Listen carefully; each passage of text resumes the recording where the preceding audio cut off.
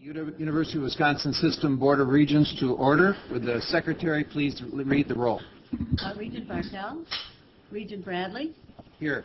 Regent Burmaster. Here. Regent Conley-Kiesler. Here. Regent Crane. Here. Regent Keane. Here. Regent Davis. Regent Falbo. Here. Regent Loftus. Regent McPike. Here. Regent Pruitt. Here. Regent Rosenzweig. Regent Salas. Here. Regent Shields. Here. Regent Smith. Here. Regent Spector. Regent Thomas. Here. Regent Walsh. Here. The quorum is present. Thank you. You have received the minutes from our July 13 meeting. May I have a motion for their approval? So moved. Is there a second? Second. Okay, any discussion? All in favor of approving the minutes, say aye. Aye. All opposed? Thank you. Minutes are approved. The first item on our agenda is a report from the Committee on Student Discipline and Other Student Appeals. The members of that committee are Regent Smith, Regent McPike, Regent Shields, and Regent Spector. Regent Smith is the chair of that committee, and I would ask him to give us his report. Thank you, President Bradley. I want to acknowledge before we start the input that we've had on this issue has been, as many of you have gotten, significant over the last month since this appeal came before our committee at the July 13th, following our regular Regent board meeting that day. From the student associations to individual students, chancellors, UW-Madison, and certainly legislators, we've certainly gotten, one cannot say that we have not gotten everybody's say or input on this, and we appreciate all that. That's been well presented, and I think we're ready to obviously present our recommendation this morning. I'd refer you to and I hope you at least had a chance to look at the decision and order that we made, because our committee made, because it's a very good background on what led up to that and the rationale for that decision. A couple of initial observations on the issue before us. This was not, as hopefully, I think, as you read the history, a sudden decision that was made in 2006 or 2007 by Chancellor Wiley. This issue goes back actually to 2004, and it was not something that was kind of made in any haste or should have been a surprise to anybody. It's very consistent with what I think Chancellor Wiley had communicated in the past. And so I think this idea that it is a veto, or something, that word is used a lot, and I think that's a little misguided in terms of how this issue comes before us. I know one of the concerns that has been expressed in many of the emails and correspondence is that the overall student rights, and does this affect that relationship between our students and our administration? I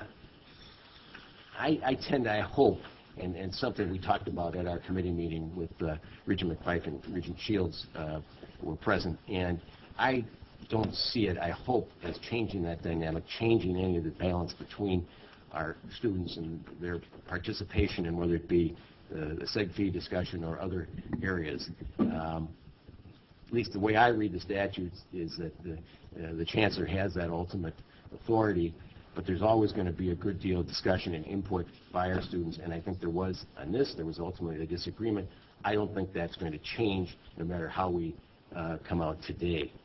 You have a little bit of the history. Again, it is an appeal by the Associated Students of Madison, a decision by Chancellor Wiley to exclude funds for rental payments of off-campus facilities from the proposed allocable segregated fee budget.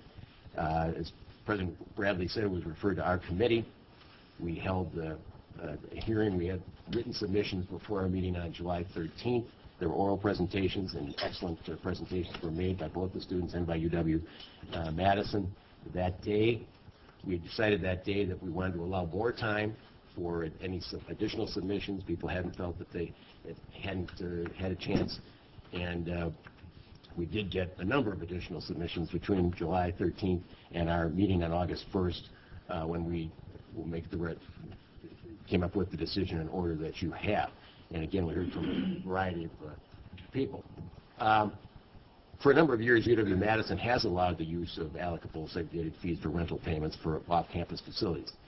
That is kind of how we got here. It is true that the other campuses, I believe, in our system have not allowed this use.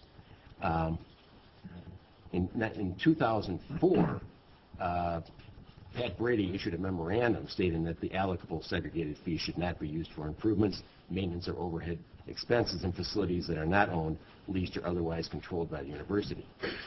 That information was shared at that time with UW-Madison students. In the spring of 2006, the Associated Students of Madison presented a budget which included payment for rent of off-campus facilities. The chancellor advised the students at that time that such payments were inappropriate, but the students elected not to revise the proposed budget. To alleviate the potential hardship for organizations whose rent had previously been paid, the chancellor approved a one-year exemption for the affected organizations. In the fall of 2006, at the request of Chancellor Wiley, Pat Brady provided a memorandum that reaffirmed her previous advice that the use of allocable segregated fees for rental off-campus facilities was contrary to the law and policy. ASM submitted a budget for 2007-2008 that again included rental payment for off-campus facilities. The chancellor excluded the rent request from the budget submitted to the board. ASM appealed the chancellor's decision on this and several other matters. On the rental issue, they argued that the statutes and policies do not prohibit the use of allocable segregated fees for such expenses, and the statutes give students authority over allocable segregated fees. There was an attempt at mediation, which Leah Rubin of our system worked through on a number of issues. They were successful on all issues with the exception of the one that is before us today. Our Regent policy provides a number of factors for review of segregated fee appeals. In fact, there's 5 factors. But the 2 factors that are really at issue today are whether the student proposed budget item requires the university to violate any statute, administrative code, policy, or contract, and 2, whether the basis for the chancellor's decision is substantial, that is, whether there are significant policy or management reasons for differing from the student's recommendation. We held 2 hearings on this, and at our last, as a decision, we concluded on a majority vote, Regent McPike and myself, and voting with the majority, and Regent Shields dissenting, that the student proposed budget item would be contrary to the law and UW system policy, and that the basis for the chancellor's decision is substantial. Just as sort of the rationale for that decision that we reach, or that recommendation that we make, is that with regard to the first factor, that Pat Brady's legal opinion was sound and supported by a review of the relevant statutes and policy. We also concluded that nothing in the statute, at least in our opinion, grants students the absolute authority over decisions concerning allocable student fees. With regard to the second factor, the committee concluded that the chancellor's decision is substantial and is supported by a number of legal and policy reasons, including a strong concern that the segregated fee system would be at risk if distribution strayed from the intended purposes. It's one thing that I particularly wanted to look at. I certainly had Pat's legal opinion, but I was interested in whether UW-Madison could present some policy reasons to support, in essence, what we were interpreting the law to be. And Chancellor Wiley submitted a lengthy letter to our committee which set forth some of the policy reasons. He's included concern that permitting students to enter into leases using university funds could expose the university to potential liability, put the students at risk, concern that the practice circumvents the process the university ordinarily must follow when leasing property. I should add one thing that I forgot to mention. There was one more attempt to settle this matter after our first meeting on July 13th with a meeting with Alex Gallagher, the SSFC chair, and Chancellor Wiley, which they met, and they could not agree. But in a joint letter that went from Mr. Gallagher and Chancellor Wiley, it was indicated that the parties did agree that regardless of the decision made by the Board of Regents, a system-wide committee should be charged with the task of reviewing segregated fee policy. both parties felt that further action needs to be taken to have clear and updated policy concerning segregated fees in order to avoid similar disputes in the future. In that regard, the committees, to summarize what we are recommending to this board, would be first to deny the appeal of the Associated Students of Madison, further recommending that the board designate a system-wide committee to review segregated fee policies, including, but not limited to, the issue of whether allocable segregated fees may be used to support rental payments for off-campus facilities used by registered student organizations. A lot more information here. I'm sure I'm glad to discuss it, but on behalf of the committee, then I would move the adoption of Resolution 1, adopting the proposed order and decision from our committee. Is there a second? Second. It's been moved and seconded. Any discussion? Regent Shields? Well, as many of you know, I voted against this in the committee, and I just want to share with the whole board why I did. First of all, I don't believe that the first part of our analysis here is, does the student proposed budget item require the university to violate any statute? I disagree with that. I believe that 36095 does give us that the right as the primary responsibility for the formulation and review of policies concerning student life services and interests. I think that's a pretty clear statement. I don't understand how that can be very wishy-washy at all. To me, it seems like General Counsel Brady has taken a construction-type view on this, and from what I understand, you cannot do that. The law is the law, and in 36095 it clearly states. So I guess that was my point too. I guess another point that I had as well was that the students should have the right to go off campus, but my problem there comes with the appropriate way, and I raised this up in the committee last week, was the appropriate way at which the students go about getting that lease. The student should not be able to just walk down the street and get the lease. It should be done appropriately, just like the other students or other universities have done in the past to secure lease agreements. I believe that entails the Department of Administration and whatnot. I don't believe also that the Chancellor gave the students the opportunity to go down that road, and that's why I voted against the this denial of the appeal. There were other issues too that I felt. I do feel also that a new committee should be formed for the system-wide. I also feel too that the students should be given the opportunity to go about it the right way, which I don't think with the in consultation portion of 3695095 that the Chancellor did not give them that opportunity. So I do also have strong concerns that were listed in the second part of this as well. However, I'm not very, I guess, very fond of losing rights through a process like this. I mean, to me it seems like this will be the whittling down of student rights eventually, and this would be the start of that process. And to me, I feel that we need to take a step back here and really look deep into this issue. And so I guess what I was trying to look for is a tabling of this or something to that regards. Not really making a decision either way on the appeal, but kicking it back to the students to see if they can actually secure these leases through the appropriate means. And I guess that was my solution to this problem. I don't want to address anything else, but I guess that was initially my. I have plenty of other issues, but those were generally my main arguments. Okay. Any other discussion? Regent Salas? Yes, I don't.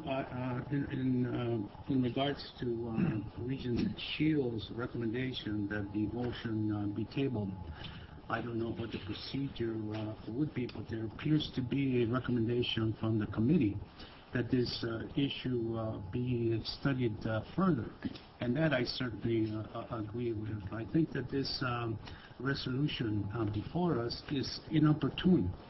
It's inopportune because we spent nearly a year after the ordering of the audit on the use of segregated fees, and I thought that we had exhausted all of the considerations having to do with how we use segregated fees in capital projects primarily, but in some other areas also.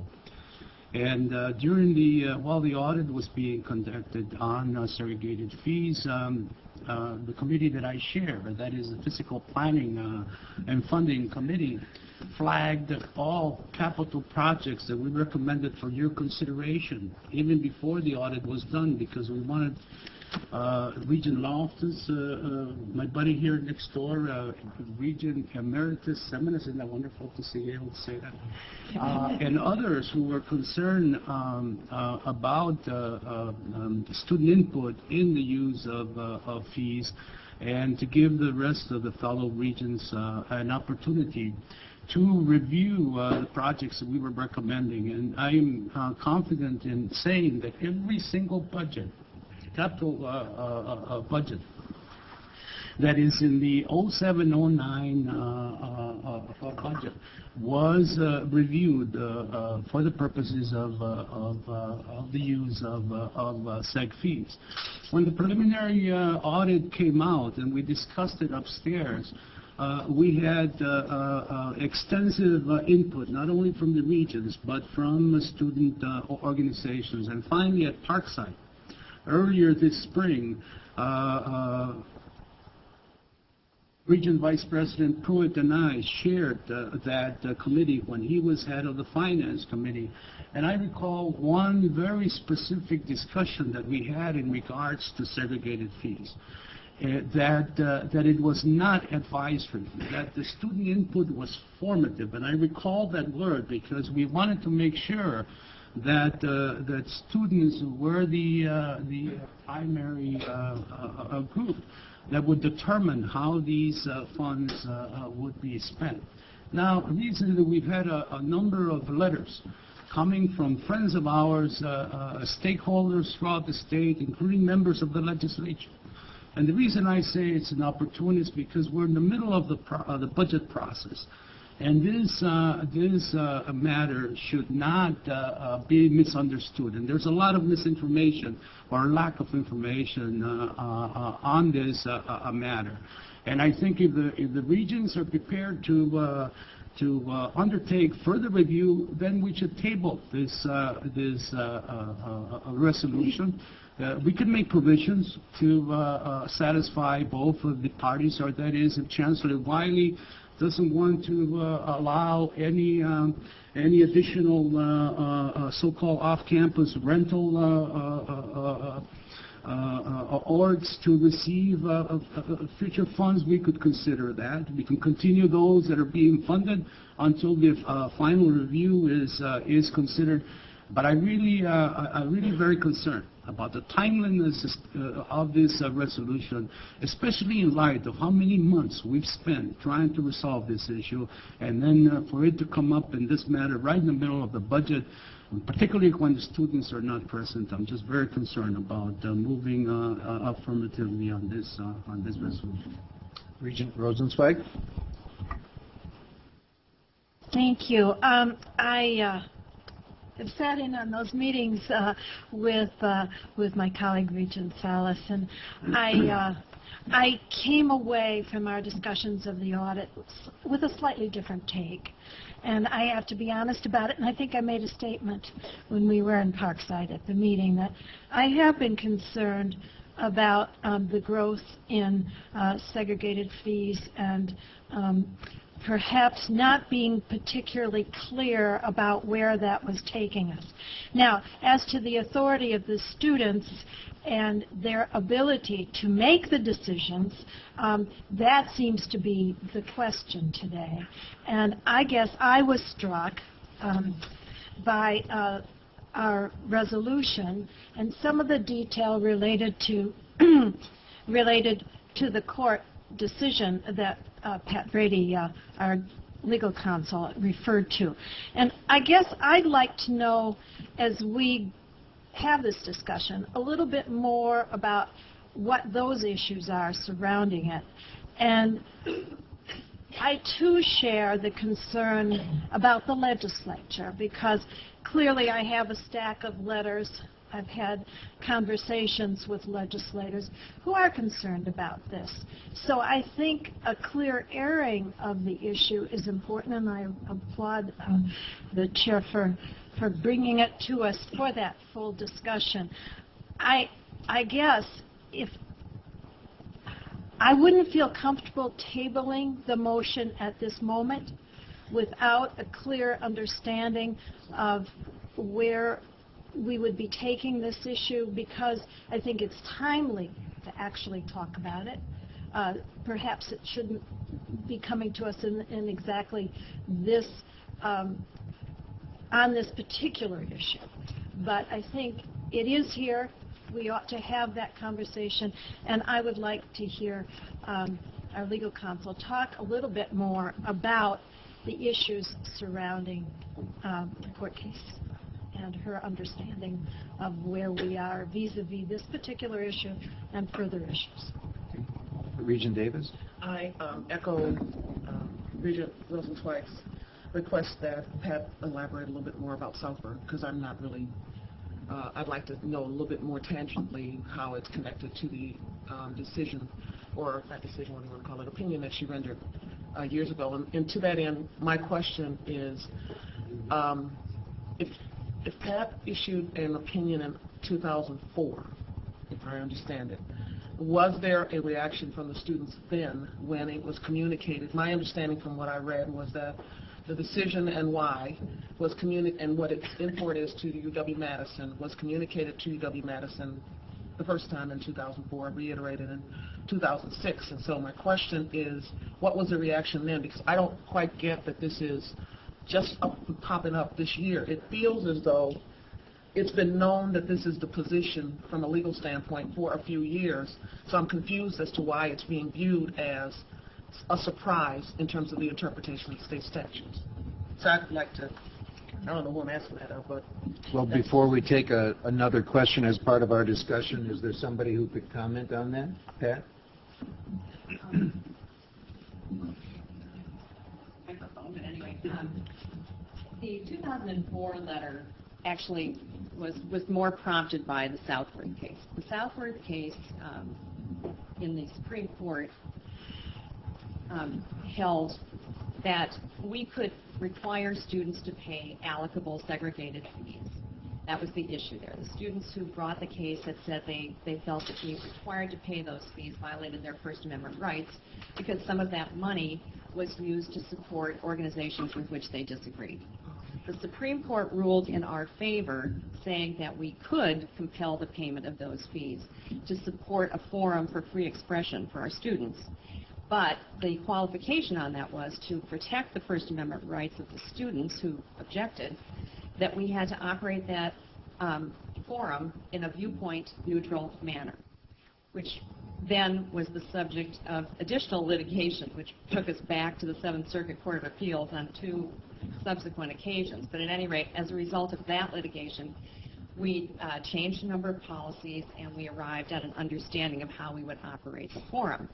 Now, in 2004, when I wrote the first memo on this topic, it was an election year, and we were receiving a number of questions from the campuses, and particularly from Madison, about how Southworth affected student organizations' ability to participate in campaign activities. And then at the same time, we were getting questions about how religious organizations would be operating in this viewpoint-neutral context. So those were the primary drivers of my 2004 opinion. The point that I made in that letter about the seg fee was really in just a response to one specific question, and I did not do anything more there than just to indicate that in my estimation at that point the statute did not support the use of seg fees for that purpose of rent, utilities, and so on in facilities not controlled or leased by the university itself. Chancellor Wiley and I think the Dean of Students Office at Madison took that letter and explained this to the students, and they had a number of conversations, I think, throughout the 04, 05, and 05, 06 academic years. And at the end of 06, I think, Chancellor Wiley said that he would no longer support using that funding for rent, and then he asked me to enlarge on my original opinion, which I did in a letter written in 06. And so, I mean, to cut to the chase, this opinion has more to do with statutory interpretation than actually the Southworth case, except that Southworth has left us with this ongoing concern that we must administer these funds in a viewpoint-neutral manner, and we must make sure that nobody is denied funding based on whatever it is their organization does by way of free expression or expressive activities. Thank you, Pat. Any other specific questions for Pat? Pat, would you elaborate on the process that has been going on, not just your legal opinion, but the committee that's been meeting that has been dealing with the specific issue? Not the legality of it, but the establishment of a policy regarding it. Well, yes. I mean, of course, when I issued my longer opinion last fall to Chancellor Wiley, that, of course, was widely shared with student leadership. And the concern raised initially was that there was not sufficient clarity in our policies that would say you cannot do this. And the students felt that, we needed to do some work there. And, that is always a concern. We have, these policies are fairly old. They originate in the late 70s. And so, things get grafted on, and then after a while people forget. And there is some lack of clarity or some redundancy. And I'm sorry, the two policies that deal with seg fees specifically are F20 and F37, which are sister policies. So because the students had raised the concern about clarity, and because we had just addressed that issue at the request of Chancellor Wiley, we decided that it would be a good idea to take a look at those two policies and see if we could make some revisions. And actually, Chancellor Markey and I had a little task force that looked at these things together with some student affairs officers and others. And we ultimately sort of concluded that we ought to combine these two documents and then have them reviewed by an appropriate system-wide committee. We used the committee that Regent Salas has alluded to, which had dealt with the non-allocable fee. In other words, the part of the fees that really support these capital projects and ongoing expenditures. We kept that committee going in the hope that they would then review a proposal to merge these two policies and clarify them with respect to a number of issues, including that about rent. So we did that. And in the spring, and that committee, I might add, included several students, and Regent Shields was on that committee as well. And we had a lengthy meeting in April, late April of this year, in which we hammered out a lot of the details relative to these two policies, including we reached a general consensus of the group that we should not be paying rents for outside facilities. And we incorporated that in the draft. Now, ordinarily our next move would have been to circulate that, but we were approaching the end of the school year. There was turnover at the committee. There was going to be turnover in all of student government. And so we decided we would wait to circulate that draft until this fall. But there has been quite a lot of committee work done on these issues. So Chancellor Wiley's decision is consistent with that draft? Yes. Mark? I was going to, okay, if I just go around. Regent Keesley? And with that, Pat, the biggest concern I was getting from people in the Valley was this fear we've just opened Pandora's box, and this is one decision, and pretty soon the chancellors are going to be deciding who the staff people are, if they're full-time, firing staff people that are, okay, so that this is going to just explode on them. Did that policy address issues like that? Because that's what I'm hearing is the biggest issue. It's the unknown of what else they're going to do.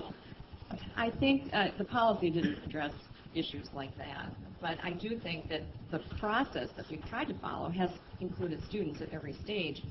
we've had this kind of appeals process that has brought this matter to you now in place since 1986, 88, somewhere in there. It's only been used a couple of times, and it only comes into play when there are significant disagreements. So I don't really think that there's much historical precedent that would suggest that a ruling in this matter would signal the lack dismissal of students from this important process, because I think everybody's been very concerned about that all along. Regent Keane? Going around the team? Yes. Yes, thank you. I am in full support of a study group to look at establishing or revisiting a system-wide policy that's sound, that applies to all campuses, and that you would appoint such a committee. President Bradley, it's just good public policy. We want all of our colleges to know where they stand with the segregated fees, and a complete study would be I would certainly support. I would just also note that in the Wisconsin Technical College system, we just revisited and revised our policy on student fees in May. So it seems like a timely issue. A lot of our policies are, as Pat mentioned, have been in place since the 70s, and it is time to review them. Okay, thank you. Regent Walsh? I have two. Well, when I look at this issue, I see two complaints on the appeal. The first one is, and I think Tom restated it, was that the students have absolute authority, and when you look at the provision of 3609, which says, and I quote, "Students shall have the primary responsibility for the formulation and review of policies." He's interpreting that, as have others, that the students should decide this and not Chancellor Wiley. Now, the easy response to that is that if you read the rest of the statute, it says, quote, "Students in consultation with the Chancellor and subject to the final confirmation by this board shall have the responsibility for the disposition of student fees." And then when you read that in light of 36093, which grants the Chancellor authority for administrating, quote, "all funds from whatever source," end of quote, at the very least, it is clear that it is not clear that the students have absolute authority. In other words, I don't think any of these statutes or policies support the conclusion that the students have absolute authority. And if anybody knows anything about shared governance, the word shared means something. And what it means is that what Regent Salas said was that they have primary responsibility for the formulation of policies. And then when you look at the decisions that have been made to date, I would suggest that about 98% of them have been confirmed by this board and by the Chancellor. And that's probably the purest form of shared governance. So I am not persuaded by this claim that the students make this decision, and that our system works, and it works because it's shared. It wouldn't work if it meant that if you disagree with me, it doesn't work. And so at the end of the day, that argument isn't very persuasive. But the second argument that I read in all this stuff that's sent to us is that we disagree with Pat Brady's opinion that it is against the law or against policy, and that, in fact, if you read all the things sent to us, there's some persuasive arguments that perhaps it's a lot closer question. And I might agree with that, but we're here today on an appeal, and if we were to table it, all we'd do is affirm Chancellor Wiley's decision. The good news is that we have a process that's almost concluded that clearly determines a policy. And it's been proposed, it's been in draft, and we ought to push that to conclusion as fast as possible. The difficulty is that if we affirm Chancellor Wiley's decision, there will be a point in time at which the funds won't be there. I happen to think that, on balance, we should do that, because I'm not persuaded that there's anything that says they have an absolute right to these funds. And when you look at what's happened since Southwark, $35 per student of unallocated segregated fee. Today it's, I believe, $160. That is a huge increase. That is a slippery slope. And if Chancellor Wiley's efforts are to at least put some brakes on that while we determine our policy, that's a good decision. And I would suggest that we affirm the decision and that we demand or we require that that committee come back for us to make a final policy decision in November. Thank you, Regent Walsh. Regent Spector? I'm a member of the committee, but I was not present at the second meeting because I was out of the country visiting interesting places. And I could say I regretted not being there, but I don't think I really did.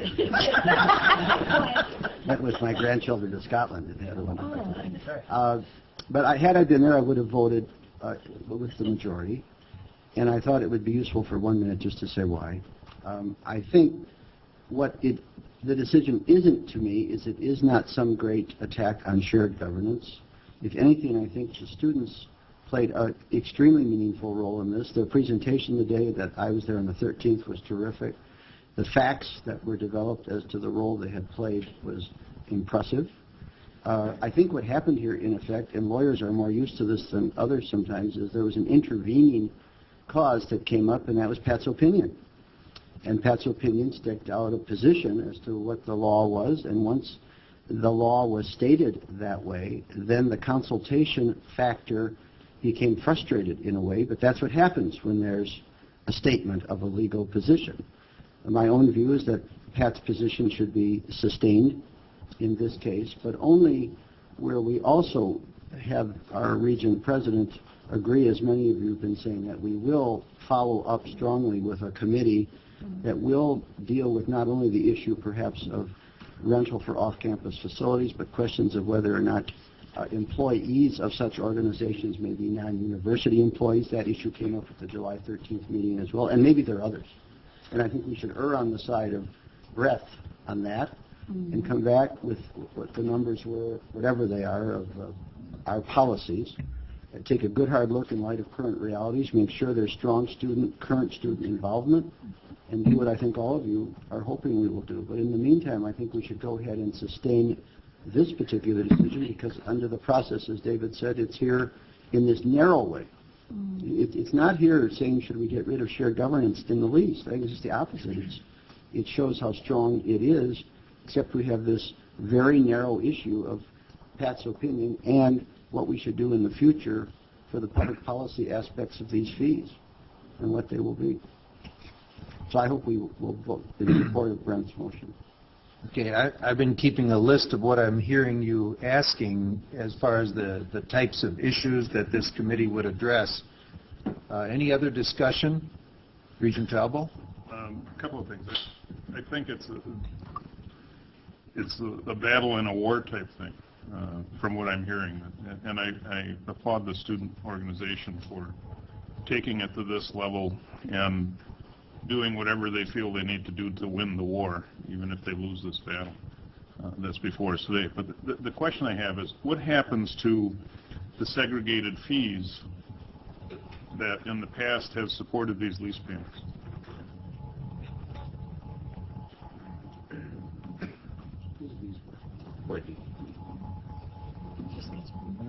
Do they reduce segregated fees? Do they go in this big black hole?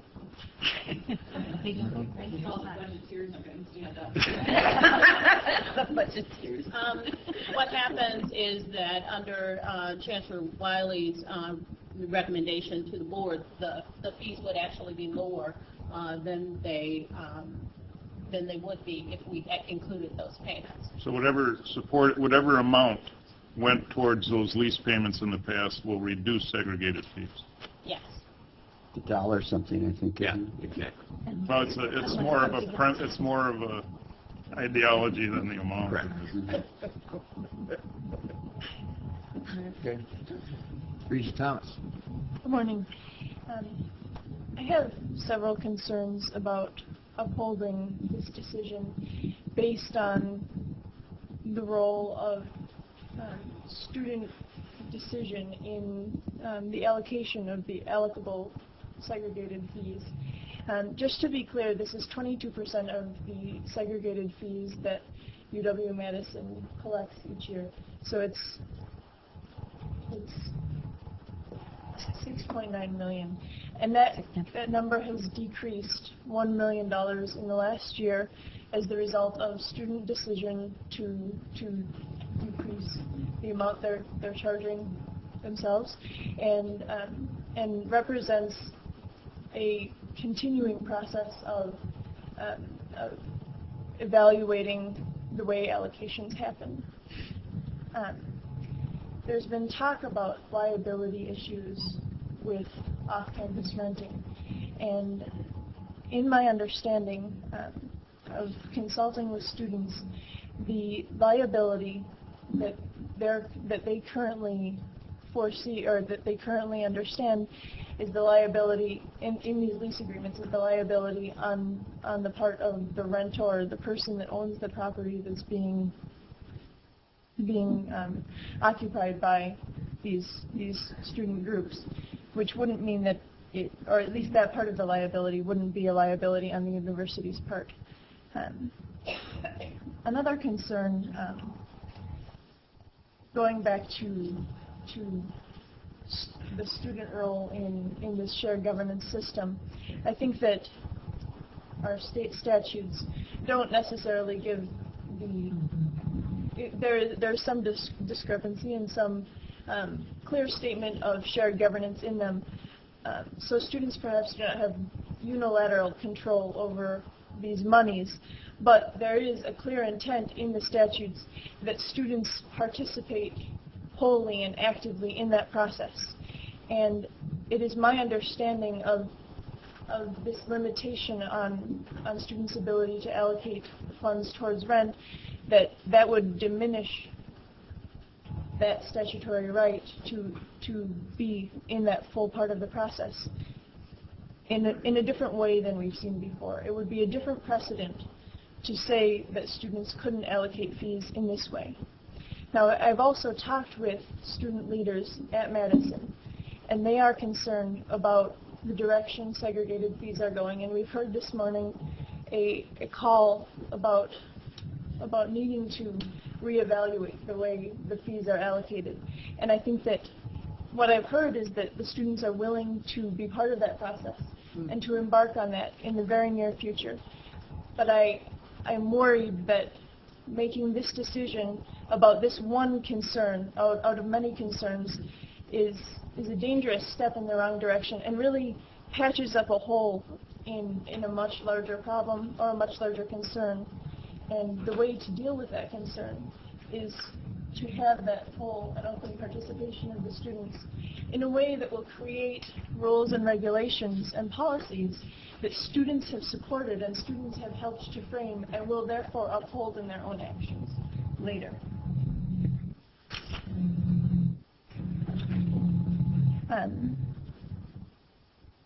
I'll leave it at that now. Thank you. Okay, thank you, Regent Thomas. Regent Shields? I just wanted to point out, too, that the state law nor the region policy doesn't exactly say you can or cannot allocate funds in this way. And I do respect the shared governance role of the chancellor and the board, obviously, with everything. But again, its primary responsibility is with the students. So when we do hopefully review these policies, the students will have a great role in this. The other thing I wanted to raise up was that, ASM, to reiterate what Colleen, it was astounding to me how responsible this student organization is, the student government there, in allocating their funds. They have a very strict process on how these funds get used for an off-campus situation, the off-campus rent situation. So I wanted to raise that point up as well. So I still remain firm on my position that I do believe that the students do have the right to go off campus for rent. I actually think that it probably will be even more fiscally responsible eventually once we get the right process together, rather than building a whole new building and whatnot, at least to satisfy the immediate needs of the student organizations. So with that, I guess, I still would like to see the students have the opportunity, though, to go about and get these lease agreements properly. So, which I think could have been done if Chancellor Wiley would have gave them the opportunity to do so beforehand. Okay, Regent Burmeister?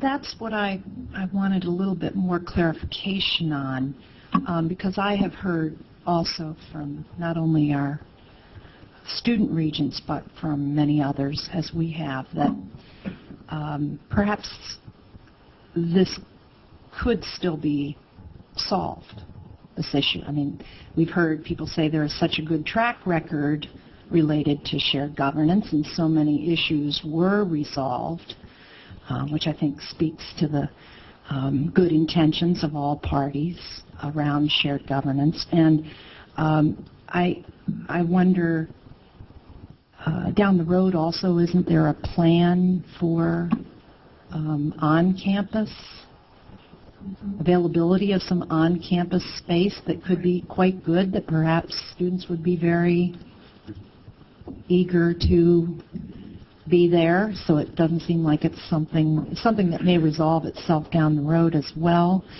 So I'm hesitant to draw the line in the sand with a resolution that whether or not we, as the boomers here, believe that it's reasonable, and it shouldn't mean that we are, usurping their authority or their primary responsibility. It's clear that that is indeed their perception, that we are.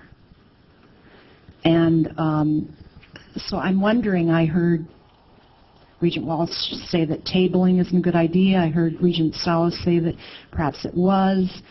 Is there any other recourse here than having to put this to a vote? Well, I don't know that I would use the word tabling. If the Regents decided to postpone action, then Chancellor Wiley's decision stands. I mean, this is an appeal of a decision. So if you don't act today, the decision stands, and what we're going to take up next is the operating budget. And part of the operating budget is segregated fees. Regent Crane? Some of us are even older than boomers.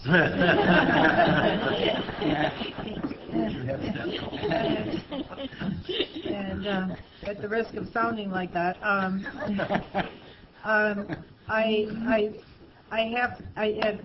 my position at this point, having heard the debate as well as read the materials and had the context that I have received as well, I believe that the process that has gone through to this point, from my point of view, seems to have been responsible. And that in that case, I too think that we need to pass the resolution. On the other hand, I also want to say that I, along with the rest of everyone who's spoken, thinks that we have a lot of work to do in the group that is meeting and what we'll do with it from that point on. And I also want to say that this has been a very important learning experience for me personally about the activity of the students and their commitment on these issues. And I am very impressed with that, and I would say committed to that personally in ways that weren't quite as evident to me as before. So I think this has been a very healthy debate. Thank you. Any other discussion going this way? Regent Salas? I just wanted to make an additional point, again, from the point of view of my responsibility as chair of the Physical Planning Committee, where by this motion, even though there is a recommendation for further study of this, we're saying that students, for the time being, are not going to be allowed to rent space off campus, correct? Correct. Will the chancellors have that same opportunity using other portions of the segregated fees? Because when projects come before our committee and they entail segregated fees, say for instance the recommendation that we have to the legislature on demolishing the Union South, does the University of Wisconsin here at Madison have enough sufficient space in order to bring those organizations that are coming from the off-campus to this campus community, in addition to backfill all that space that is coming up during the period of time of those activities that are going on in the South Campus. Does the University of Stevens Point, which is in the process of demolishing their memorial union, or vacating large portions of it, do they, and of course there are segregated fees there, do they have this chance to have the opportunity to say, I want the bookstore because we can't accommodate anywhere else, to be moved off campus and using segregated fees to pay for that? So I think that those are the questions that we should keep in mind, because what's good for the goose is good for the gander. We can't just simply say the students don't have the right, but we do. We have the right to use their funds to be able to procure on an interim basis, or on at least on an interim basis, to use rents for off-campus while we're refurbishing or demolishing buildings. Because we've made recommendations to you, and you've approved them in the past. Is your recommendation going to curtail the use of segregated fees for those capital projects that require interim space while new space is being Should we try to see if there's anybody who can answer those specific questions? This is one of my concerns, and I thought I'd throw it out before the vote, because it does involve segregated fees. For sure, the question here is the allocable fees, or that is the amount of money that ASM has, but they're all segregated fees to us. I believe the Dean of Students for Madison is here, if I saw her. Or, yeah. Elton Krim.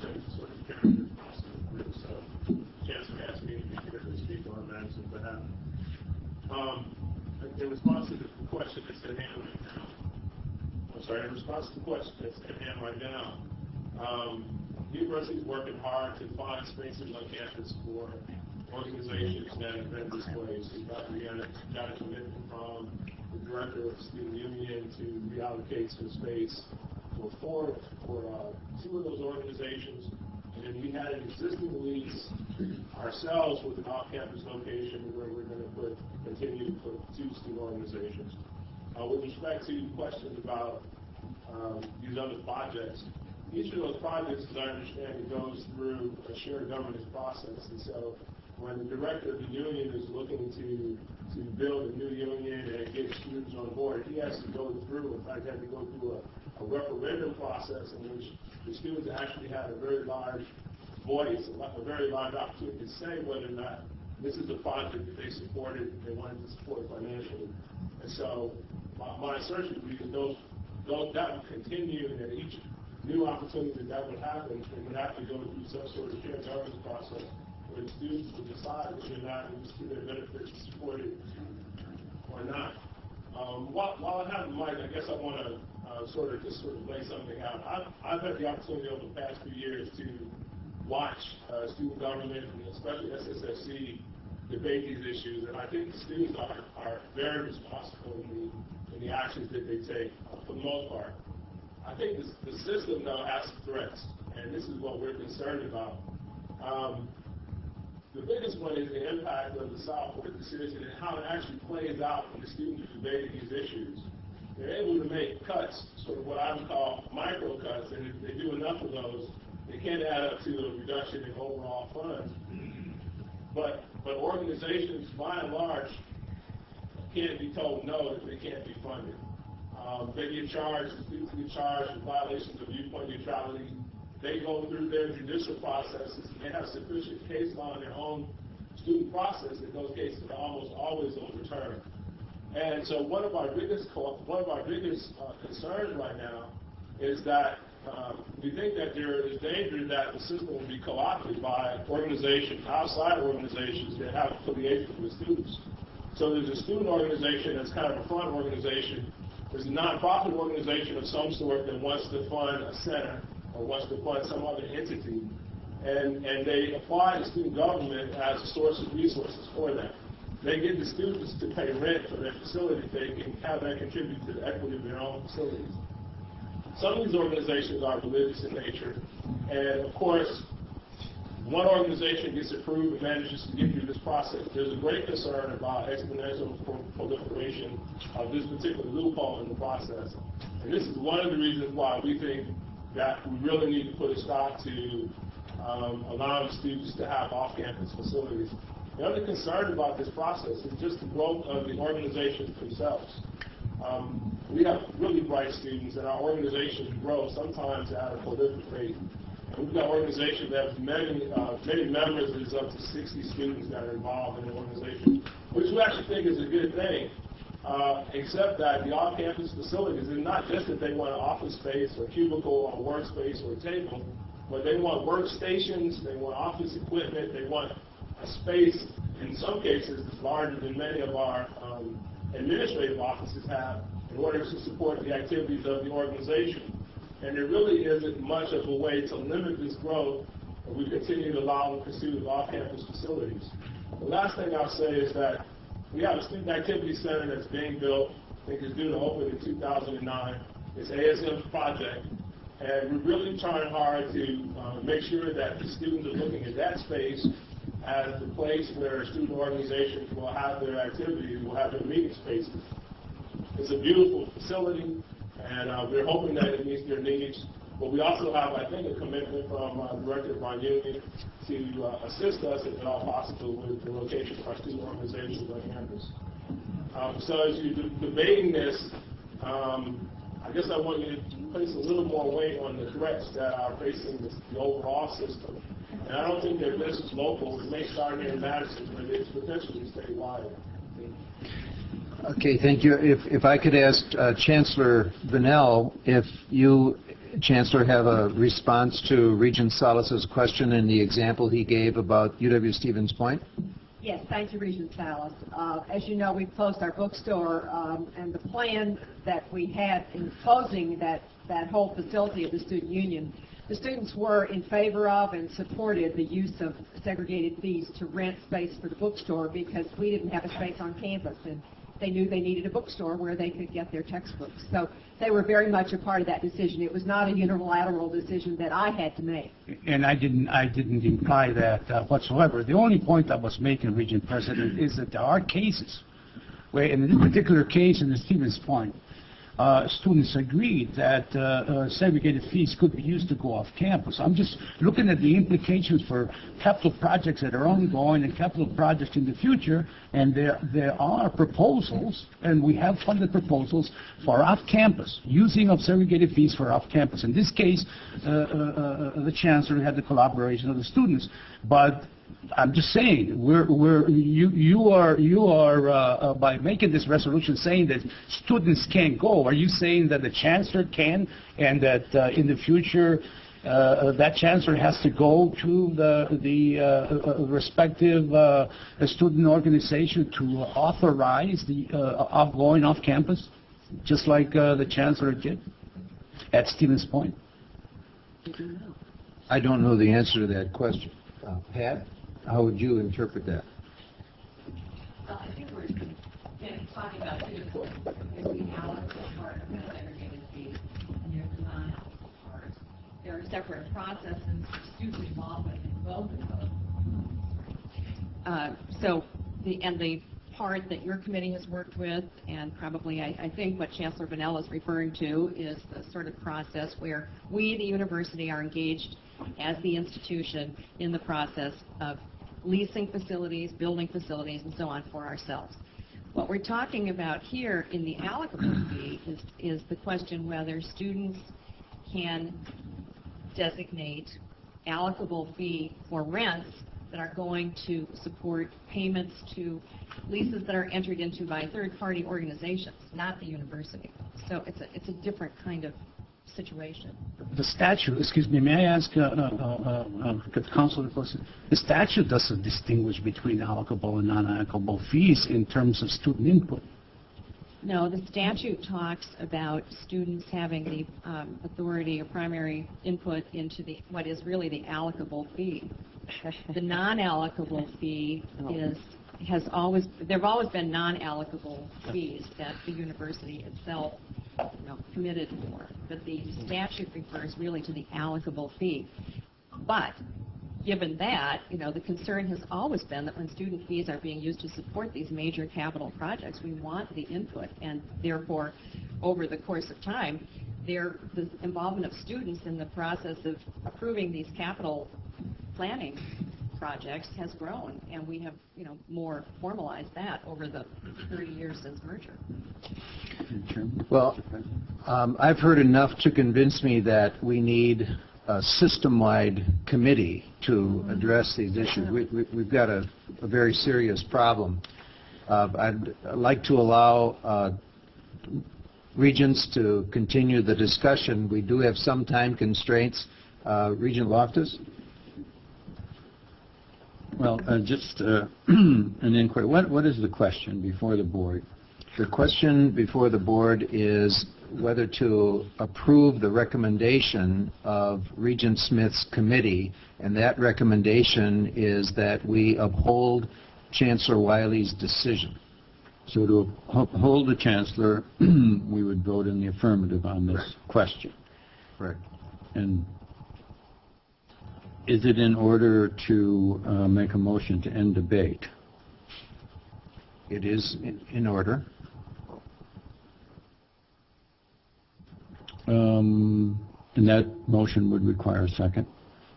That Point motion of would. information, I guess, on the committee. Are you going to be appointing a new committee, or are you going to be using an old committee? I mean, I guess I'm kind of confused on the committee portion of this. Well, I'd like to appoint a new committee. Okay. And I would also like that new committee to have a specific charge, and I would like that new committee to make its recommendation to President Riley so that President Riley could present a recommended policy for our consideration. And because so much work has been done on this in the past, at least from the administration standpoint, we've got people who are very experienced in this, and I think we'll be able to find some very knowledgeable students to participate in this committee also. I'd like President Riley's report on a recommended policy to come to us in November. And just a second point of information as well. Are we going to have a student majority on this committee?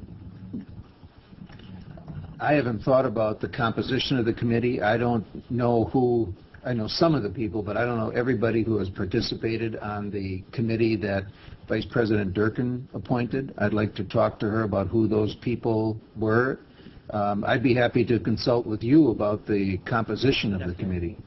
Definitely. Mr. Chairman, if it's in order, I'd like to move the end of debate on this question. Is there a second? Second. Okay, all in favor of Regent Loftus's motion, say aye. Aye. All opposed? No. No. Okay, the ayes have it. The debate is concluded. Now can we have a vote on the question? The motion has been made by Regent Smith that we approve the vote of the Student Seg Fee Appeal Committee, which would be to uphold Chancellor Wiley's decision. So an affirmative vote would uphold, a negative vote would grant the appeal by ASM. All in favor of the motion, say aye. Aye. All opposed? No. No. The ayes have it. Thank you.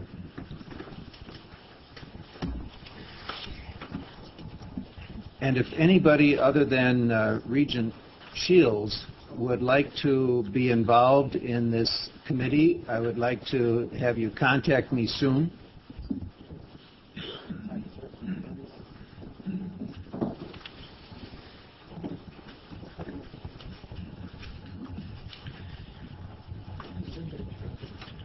The next item on our agenda is the report of the President of the System.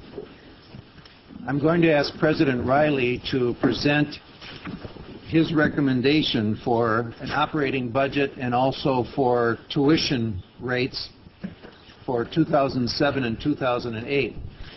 But before I do that, I would just like to give some background for why we're here, how we got here on August 7 of 2007.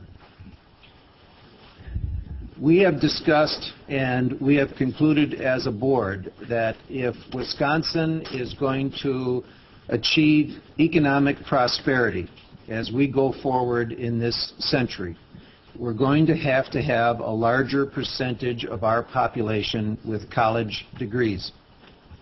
That's what the growth agenda for Wisconsin is all about. We assembled data. If you recall, we brought in an expert, Dennis Jones, from the National Center for Higher Education Management Systems. He presented his data for not only what high-achieving states are doing, but what countries are doing that have those same objectives, and that is, how are you going to move the needle? How are you going to prosper as a society in the 21st century? No one has challenged the data. And to my knowledge, no one has challenged the conclusions that we have drawn from the data. To the contrary, businesses in the state of Wisconsin, mayors in the state of Wisconsin, county board chairs, elected representatives, foundation leaders have overwhelmingly endorsed the conclusions that we have drawn from the data about what is going to be necessary in order to achieve the goal of prosperity. And our part in that whole state exercise is to try to increase the number of college degree holders in this state. So we began a year ago in putting together a budget that was based on what do we need to open the doors to do everything that we were doing last year, and a budget that asked regions of the state of Wisconsin, what do you need in order to accomplish these goals? We got responses from regions of the state and rolled that all up in the growth agenda for Wisconsin.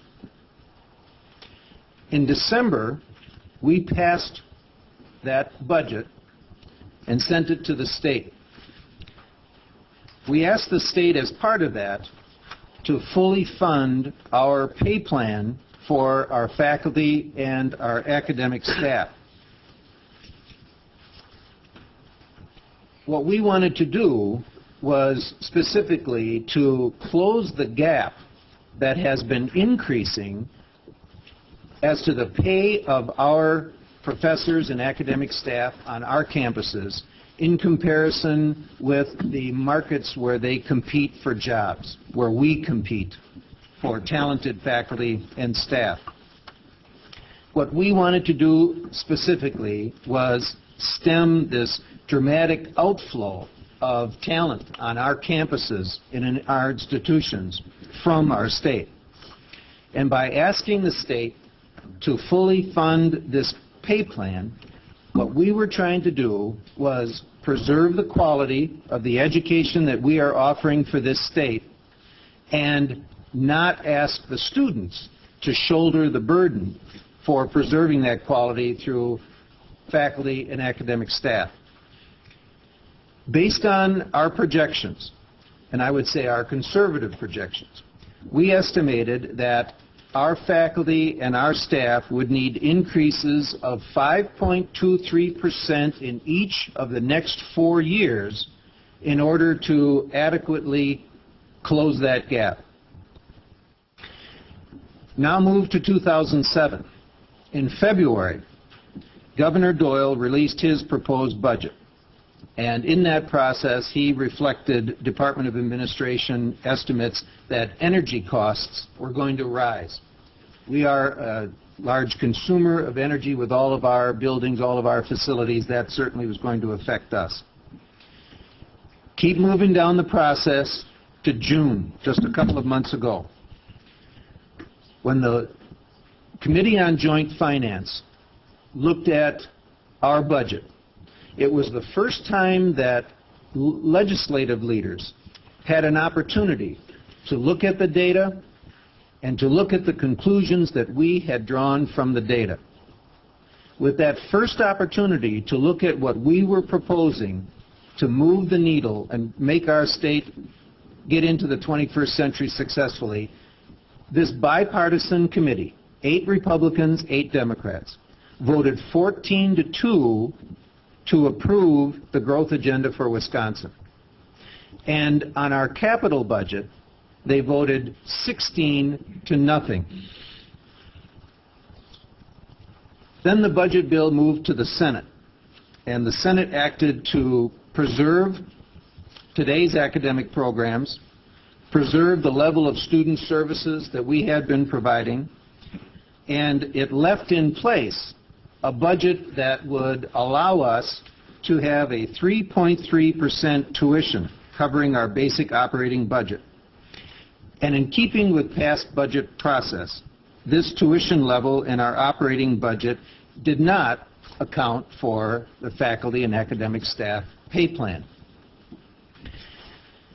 When the Assembly took up our budget, things shifted considerably. Members of the Assembly voted to cut state support for our current operations by about $120 million.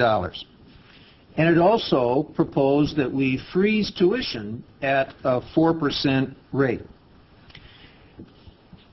Just as importantly, the Assembly version of the budget rolled back the WEG financial aid program to the levels that existed in 2005, which for us is certainly relevant for our discussion about levels of tuition.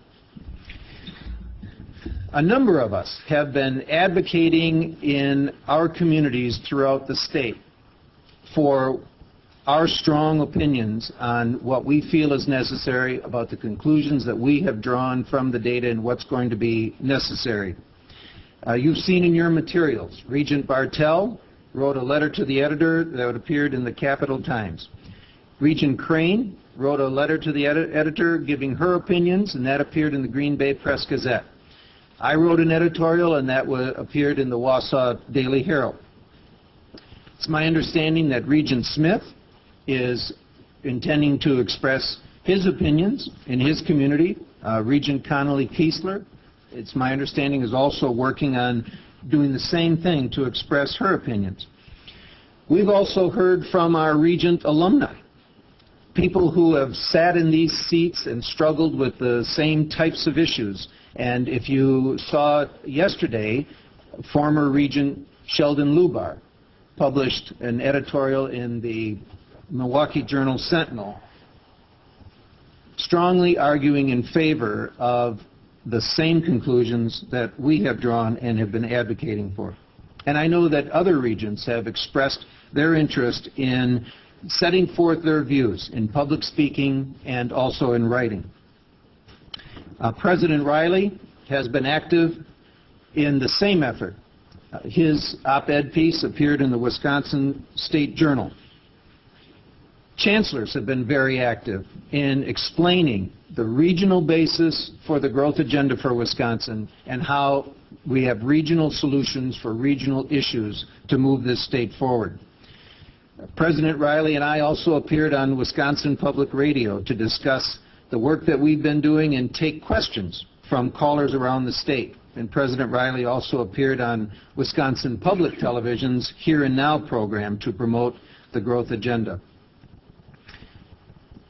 Everybody's been doing their part, and I want to express my gratitude because if we don't explain the growth agenda for Wisconsin, if we don't advocate for the students who are looking for participation and communities that are looking for participation in a more prosperous state, nobody else is going to do it.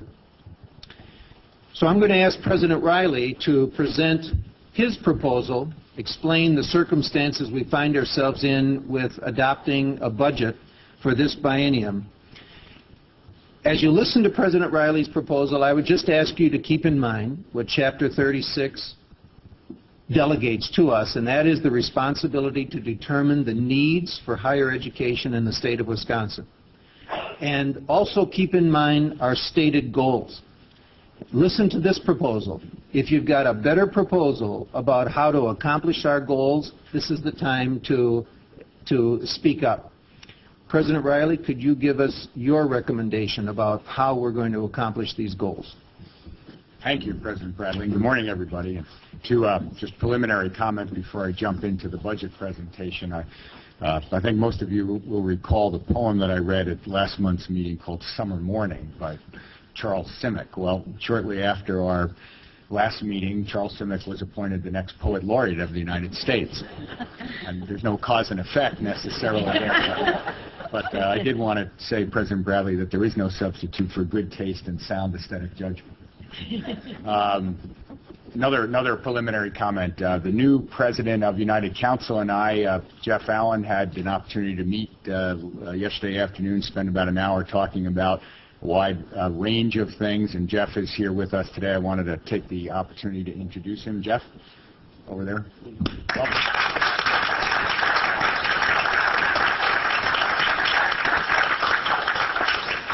Jeff is a student at UW-La Crosse. He told me yesterday afternoon, a first-year senior. Because he's just switched his majors, so it might take him a little longer to get through senior year than otherwise. But I did want this board to know that Jeff and I agreed we would meet every month to talk about the issues that are abuzz. Among them, the one we just got through discussing and you just voted on. So we've made a commitment to do that, and I look forward to that ongoing conversation with United Council through Jeff and with the other student government leaders as well. We will be meeting with all of them in their annual retreat at the end of this month. Well, back to the budget. We are now in the phase of the budget process where we want to reach out to legislative leadership, especially those on the conference committee, to have a dialogue, to hear what's on their minds and to help them understand the importance of the growth agenda for their constituents and their colleagues' constituents all over the state, as Regent Bradley just outlined. That said, we approach this budget decision with a great deal of uncertainty. Socrates defined wisdom as knowing what you don't know. Well, by that definition, we're very wise as I come before you this morning. We have no way of accurately predicting how much money the state will provide for utilities, building maintenance, debt service, and other fixed costs. We have no reliable data about the level of funding, GPR, or program revenue that might be available to fund our current staffing levels, today's educational offerings, and our current level of student services. And while it does appear that some of the new growth agenda for Wisconsin items may be funded by the legislature, we really are in no position today to assess the net impact on the growth agenda when the widely divergent budget proposals that are out there are finally reconciled. We're also awaiting some word from the State Office of Employment Relations, or OSER, indicating what the state may be willing to provide in the way of state-supported pay increases for UW system faculty and academic staff. The Board of Regents, nevertheless, must approve an annual operating budget and set tuition today. Students will begin returning to our campuses in a matter of weeks. Some are already here, and we owe them and their families the knowledge of how much it's going to cost, exactly how much it's going to cost. We can't wait any longer. State statutes provide a framework for situations like this, pointing us to the budget adopted by the Bipartisan Joint Finance Committee as the basis for the system's annual operating budget. And we are here, I'd emphasize, to decide on the annual operating budget, 1 year's worth. As Regent Bradley indicated, the Joint Finance Bill would fund the UW system's academic programs, student services, community outreach, and scientific research. It would support new academic buildings, maintain existing facilities, and provide $21.5 million for the growth agenda in 08-09 to expand the number of seats in UW classrooms and boost job-creating university research. That version of the budget, the Joint Finance Committee version of the budget, has built-in tuition increases of 3.3% just to cover the increased operating costs. Holding tuition at that level would require that the state provide all funds needed to cover the routine annual salary increases for UW faculty and academic staff. The budget plan that I'm putting before you today, and it's all in your materials in detail, calls for $251 annual increases for 66,700 resident undergraduate students. Those are the students enrolled at our 11 comprehensive campuses. That group, I might add, represents more than half of all undergraduate students in the UW system. There would be annual increases of $323 at UW-Milwaukee and $330 at UW-Madison for 42,000 resident undergraduate students enrolled at those doctoral institutions. There would be no increase at all, a tuition freeze, for about 12,400 students enrolled at the freshman-sophomore UW campuses. These would be the lowest increases in years, the lowest dollar increases in tuition in 5 years, the lowest percent increases in tuition in 7 years. Students who attend one of the 2-year campuses, a UW college close to home, I might add, can save enough in their first 2 years to cover the cost of tuition during their junior and senior years at any of our comprehensive campuses. They can also transfer to any 4-year campus, including UW-Madison and UW-Milwaukee, seamlessly with no loss of credits. For students who do see a tuition increase this year, the amounts are relatively modest, and they are very, very competitive. The recommended $330 annual tuition increase at UW-Madison compares to average increases of $457 at other Big Ten universities. So it's $330 versus an average of $457 at other Big Tens. At the Illinois, our near neighbor, tuition is up $732 this year, with in-state students paying $8,440. At Michigan, it's up $761, with the total annual tuition now at $10,231. In the Big Ten, only Ohio State students saw a lower increase this year, 0%. But their tuition is still higher, even with a 0% tuition increase this year, than UW-Madison's at $7,983. That zero increase, by the way, is the result of the state legislature increasing its investment in public higher education by setting aside a special pot of money to buy down the entire tuition increase that was planned at Ohio State. I'd hasten to add, however, there's no guarantee that they'll be able to do that again in the future. Even with the tuition levels I'm proposing today, UW-Madison resident tuition would be second lowest of all Big Ten universities, higher only than Iowa. As we make budget and tuition decisions that are vitally important, we recognize, to families and students, we really are hampered by not knowing what state government will do to the university's budget. One thing is clear, however: if the legislature backs off from the reinvestments in the UW, already approved by this board, by the governor, by the bipartisan Joint Finance Committee, and by the Senate, higher tuition is the chief alternative to preserve the level of quality and service demanded by Wisconsinites, and none of us wants to go there. I should point out that even the best-case scenario is not entirely a rosy picture for us. That is, the Joint Finance version of the budget has built-in cuts to the UW system in the form of unfunded tuition remissions for Wisconsin military veterans. We want to welcome those veterans to our campuses very much. We want to educate them. We want to send them back out into the workforce with their new college degrees, and we're happy to do that. But without funding, we'll need to cut elsewhere to accomplish that. So we'll continue that process of looking very, very closely at our administrative efficiencies. And in terms of the number, even if those funding levels in the Joint Finance Committee budget are restored, we anticipate that we will have at least $14 million in unfunded veterans tuition remissions that we will have to cover in the first year of the biennium we're going into alone. Best case scenario. Moreover, if we had to make up the proposed $120 million in cuts proposed in the Assembly budget, that would equate to a double-digit tuition increase. If the conference committee buys halfway into a compromise, let's say, reducing those proposed cuts by 50%, we still end up dealing with a $60 million cut to UW academic programs and student services. In either of these scenarios, either the $120 million cut or the $60 million cut, we'd need to consider, I'd submit, cutting back on the number of students we admit and or raising the tuition on those we do admit more sharply than anybody would like. Again, two scenarios nobody wants to visit. Let's say the conference committee restores 75% of the cuts contemplated in the Assembly budget.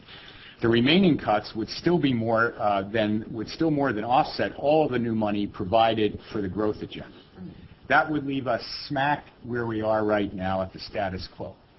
7 percentage points behind the state of Minnesota in the percentage of those in the state with a baccalaureate degree, and $4,000 behind Minnesota in per capita income. Not a place we want to stay. But we're not going to dwell on those regressive scenarios. We'll redouble our positive efforts to convince legislators to help open more seats at the UW for their constituents and grow the knowledge economy jobs that people who vote for them tell us they want and need. Let me offer a few concluding thoughts about two big picture, long-term efforts we're making to think about our tuition models and our communications, particularly with first-generation students and their families, in some new ways.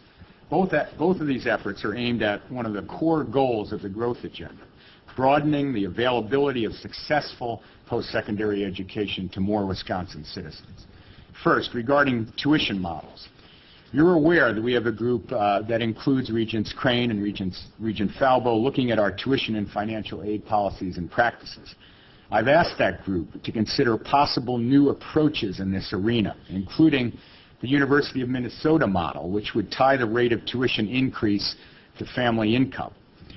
Cohort tuition, which guarantees freshmen that they will pay the same tuition for 4 years. Charging families with more than one sibling in the UW a lower tuition per student. My recommendation at this meeting to freeze tuition at the UW colleges is itself a new approach, of course. The underlying question, I think, in studying all of these approaches is, can we use tuition and financial aid policy more creatively, more strategically, more deftly to assist families in accessing a quality higher education for their children? That access, we know, is often particularly tough for first-generation students and those from disadvantaged backgrounds, which brings me to my second long-term big-picture effort. The work the UW would engage in with schools and families and middle school students as part of the governor's proposed Wisconsin Covenant would help all students, but especially those who do not have the advantage of higher incomes and college graduates in their family. Too often these students are put off because they don't have access to information about the financial aid, work-study, scholarships, and student loan packages we can put together for them. And they don't have anybody to help them interpret that complicated information. They also often don't know about the value of a college education.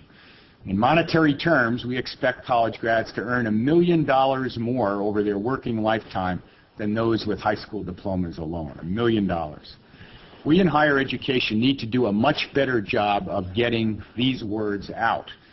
And now this is essentially an educational challenge, so the UW should be good at meeting it, right? That's our core business. So I will ask UW Extension, working with all the financial aid offices on our campuses, to develop educational materials, paper and electronic, on these topics, and to deliver it using their network in every county in this state. Extension's statewide family living program has tremendous experience in the area of financial literacy education, and we'll call on that expertise now to help us meet this educational challenge. I've already spoken with Chancellor David Wilson about this project, and I know he's enthusiastic about it. Let me ask him, David, if you want to say a few words about it. We are indeed very, very enthusiastic about the proposal cabinet that we have at the table. Within UW Extension, we have a unit called Family Living within the Clarkson Extension, a unit for the UW. And that particular unit is regarded nationally for putting in place a number of financial management programs targeting limited resource families and middle-class families. For example, we have here in Madison and Milwaukee a financial management center that over the last several years has returned about $25 million to limited resource families who use that center to assist them with their income taxes. And when those income refund checks come in, then our faculty and staff all over the state work with those families to get those families to understand how best to utilize those resources in order to accomplish goals that perhaps the family did not think it could achieve.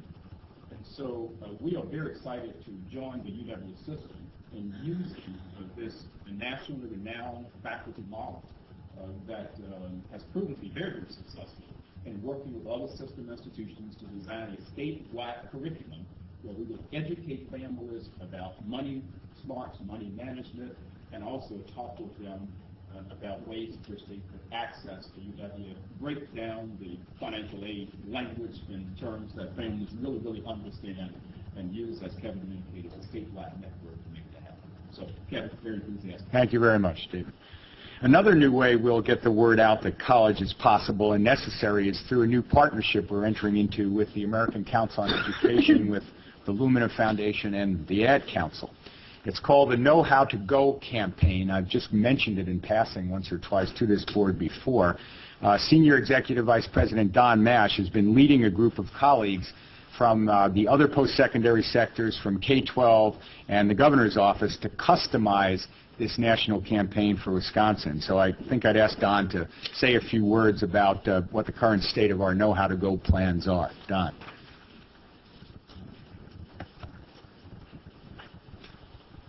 Thank you, Kevin. This is a national effort.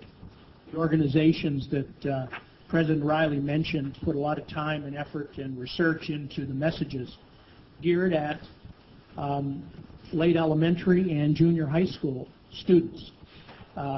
Occasionally, of late, if you've been watching TV, there's an advertisement. They're starting to appear now from the national effort. If you can think of the image of paper airplanes, and then they talk about Know How to Go as a way of awakening in young people the kinds of things they must begin to think about and do to prepare for college. In other words, to keep the dream alive, that college is going to be possible for you. We've taken the lead at UW System in bringing together the technical college sector, the private college sector, and K-12 in a steering group. And what we're in the process of doing is taking Know How to Go. All of these materials are licensed and available to us, and to create a Know How to Go Wisconsin. And we're hoping to be able to roll out that website, Know How to Go Wisconsin, perhaps in October. And thereafter be able to continue to enhance the messages. This will be a long-term effort to do our best across the state to talk about access, the importance of a college degree, and to reach those families and young people who heretofore, we believe, have determined that they simply can't do college or won't be able to afford college. And again, it's an effort focused to keep the dream alive and encourage higher participation rates, which of course is at the heart of the growth agenda. Thank you, Don.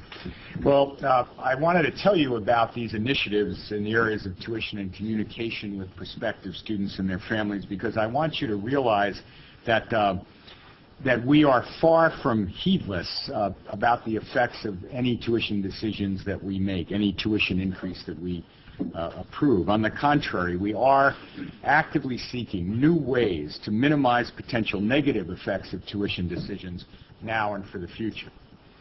But back to the budget and the tuition decision before you today. I know that Regents will have questions about how we've sorted through all of the possible options and scenarios and numbers to get to the recommendation we're making to you today. And Lord knows there are many more variables than there are constants in this atmosphere right now. But rather than try to surmise what all those questions might be up front, I propose, Mr. President, that the Regents ask them in the way they want to after Associate Vice President Frida Harris provides us with an overview of the overall budget decision that you're being asked to make today. A lot of the attention in this decision quite naturally focuses on undergraduate resident tuition rates and tuition rates in general, but you're being asked to approve a comprehensive budget for the 07-08 year of the next biennium. Frida will give us now an overview of that big picture. Frida. Thank you, President Riley. In its 2007-09 biennial budget request, the board developed the growth agenda, which sought to improve access to the UW system for all qualified students and keep higher education affordable for all Wisconsin people. This includes improving access for people of diverse backgrounds, low-income families, and non-traditional students. They sought to increase the number of baccalaureate degrees in Wisconsin. Evidence establishes a link between a region's economic development and the number of baccalaureate degree holders.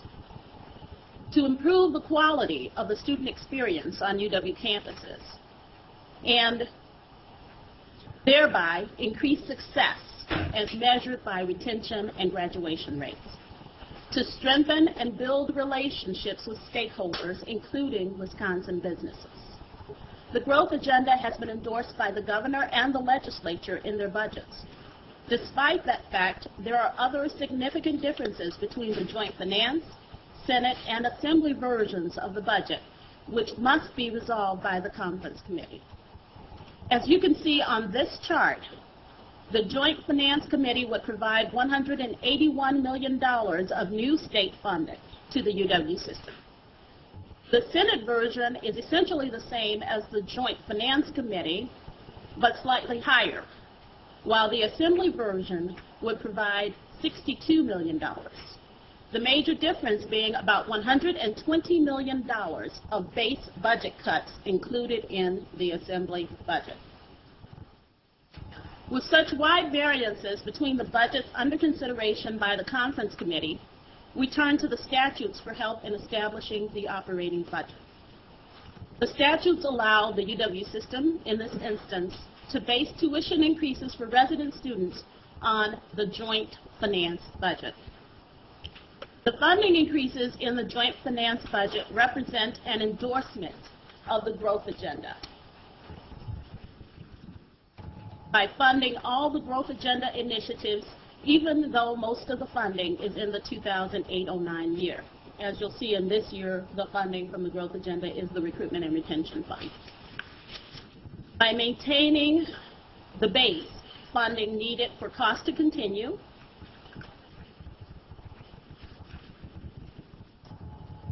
by providing funding for financial aid for low-income families in both the UW system and the Higher Educational Aids Board's budgets, and by establishing the Wisconsin Covenant in the Department of Administration.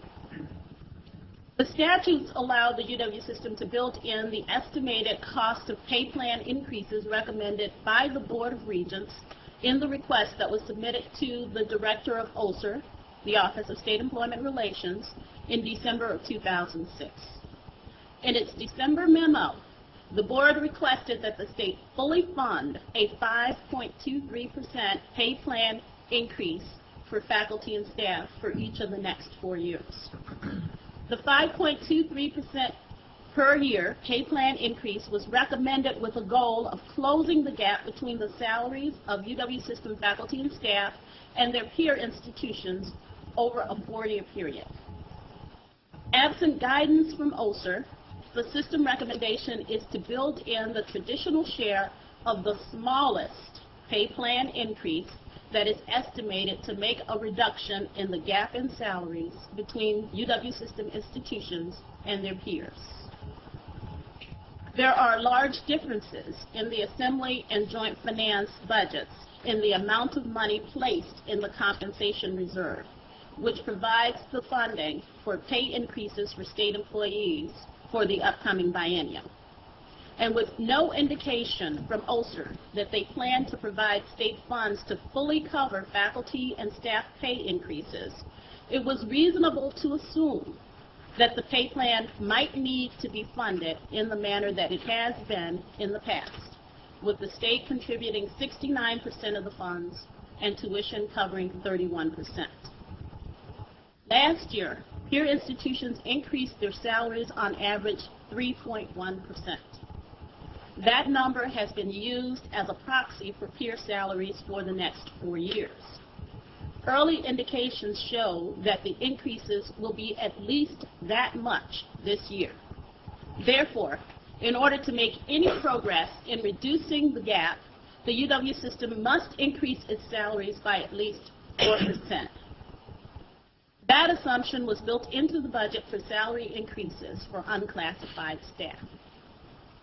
For the 2007-08 operating budget, estimated costs of health insurance and pay plan increases for faculty and staff were added to the budget, along with changes to the continuing appropriation, increasing state funding by $24 million and tuition revenue by $7.4 million.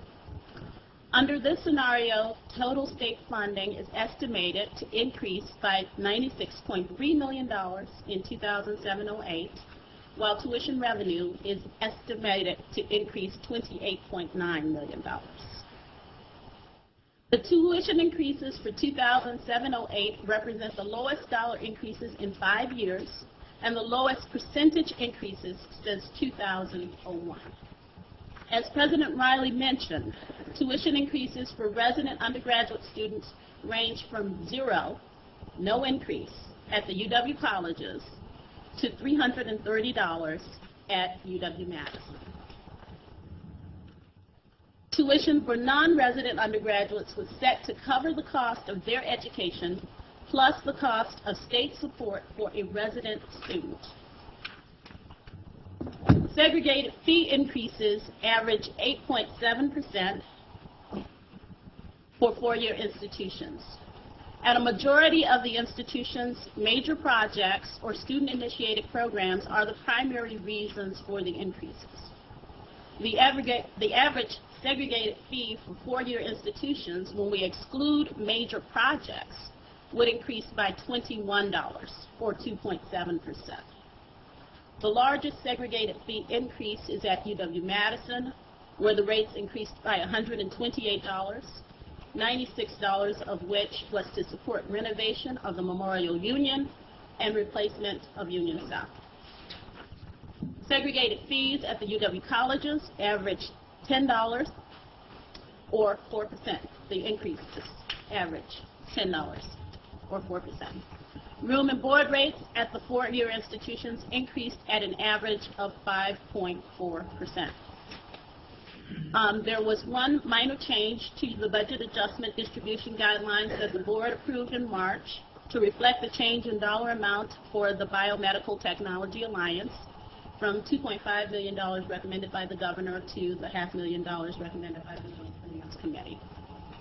If there are other changes to funding amounts that occur along the process, the resolution asks the board to delegate the authority to President Riley to make those changes.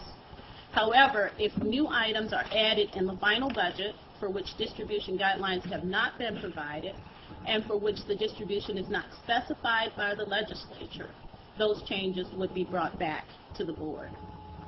Regent President Bradley, this concludes my remarks. Okay, before we open up to questions of President Riley and to Frida from board members, I've asked a couple of students and faculty leaders to share with us their perspectives on this budget. Kevin previously introduced Jeff Allen from UW-La Crosse, who is the newly elected president of United Council. I've asked him to speak, and let me just introduce the other people that will be addressing us, and they can just succeed each other beginning after Jeff concludes his remarks. Exercising the chair's prerogative, I asked a student from University of Wisconsin Marathon to speak. Brandon Hallstrand is going to address us. Derek Jeffries, who is an associate professor of humanistic studies at UW Green Bay. Lynn Freeman, who is the director of undergraduate advising resource center and academic staff representative from UW Oshkosh. And Wes Chapin, who is an associate professor of political science and also a former faculty representative at UW River Falls. So Jeff, if you would do us the honor of addressing us, please. Thank you, Mr. President and fellow regents. Picture a boy growing up in a small town in the middle of Wisconsin whose dreams are that of being the first in his family to graduate with a four-year degree. He does the best that he can, studying for school in the cramped one-room apartment that he shares with his father and his older sister. He's motivated by the notion that he never wants to live like this again, and he will use his education to excel him through his life. Well, now that boy has grown up, and he stands in front of you today as the president of United Council Students and as a student of the University of Wisconsin-La Crosse. I stand before you as a student whose wish is to show the world that you can achieve your dreams and goals if you work hard and stay focused. However, my dreams and the dreams of other students like me are being threatened, not because we have lost sight on our goals and not because we have lost focus on our dreams, but because we are finding it harder and harder to afford a quality education. I am a student who is in charge of paying every single bill that I have. I work very hard to make sure that I'm able to save enough money so that I won't have to work during the school year and can fully commit to my education. As a student, I struggle with the idea of a tuition increase because it leaves me in a panic as to what I will do to come up with the extra money when I'm stuck in a job that pays minimum wage. This faces me with the reality that I will have to work during the school year, like a vast majority of students. Students who need to balance the stress of classwork with extracurriculars, studying, having a social life, and of course, work. Students are being stretched thinner and thinner. When will Wisconsin realize that students need a break? That we need a well-rounded education that doesn't challenge our quality of life? College is supposed to be the best years of your life, where you can just break out of your shell and experience what the world has to offer. This is a thing of the past. Now college is all work and no play for those students who find it more and more difficult to afford rising tuition. Every month I struggle with my own personal budget. I sit down and calculate how much money I have for food, utilities, and other miscellaneous items. I figure out just how cold I need to keep my house in the winter so that my gas bill doesn't skyrocket. I calculate just how many sale items I can afford at the grocery store and when is the next time I can afford gas to go again. I can't eat healthy because, well, healthy foods are way more expensive than the 56-cent frozen dinners that you find at the supermarket. It may sound extreme, but it is a reality that many students face every year. By increasing our tuition, you lock students out of an education that they so desperately want and need. Also struggling are our faculty, who are dedicated to passing on their vast knowledge to the students of the UW system, but are being bought out by other institutions who are willing to pay them more for what they have to offer. If the UW system wants to maintain an affordable quality education, they need to make sure they can provide competitive salaries for our excellent professors, and that students can afford to access those professors. As Regents, you each have a decision to make, whether to increase tuition or demand legislators to reinvest in higher education and give students an affordable, quality education and faculty a reason to stay. As students, we have been fighting for years with the guidance of United Council for an affordable, quality education, but now we need to work together as students and administrators, united and strong, to convince the legislature that education is important. If you can make that commitment, rest assured that the students will fight this battle with you. Thank you for your time.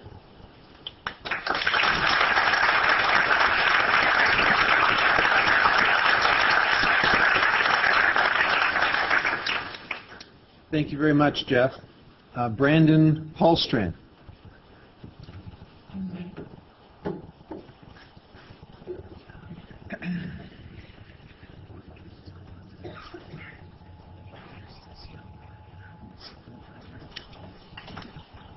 Good morning, Regents, administrators, students, and guests. My name is Brandon Hallstrand. I'm a sophomore at UW-Marathon County, where I serve as student government president and a member of United Council. I appreciate the opportunity to speak here today about my experiences as a student at one of the UW colleges and how President Riley's tuition proposal would positively affect my family, my community, and myself. I grew up working on my family's farm, 3.5 hours north of Madison, outside a small town named Prentice. For as long as I can remember, I've been helping my dad with the day-to-day operations of the farm. The work isn't terrible, but my family's income is always at the mercy of fluctuating market prices and constantly rising expenses. I am the oldest child in my family. My parents have always encouraged me to get a full secondary education, and therefore, I am the first member of my family to pursue a higher level of learning. Even so, I think it was difficult to see me leave home, not just because I was leaving the nest, but especially because they had one less person to help out around the farm. After arriving at UW-Marathon, I quickly realized how expensive college could be.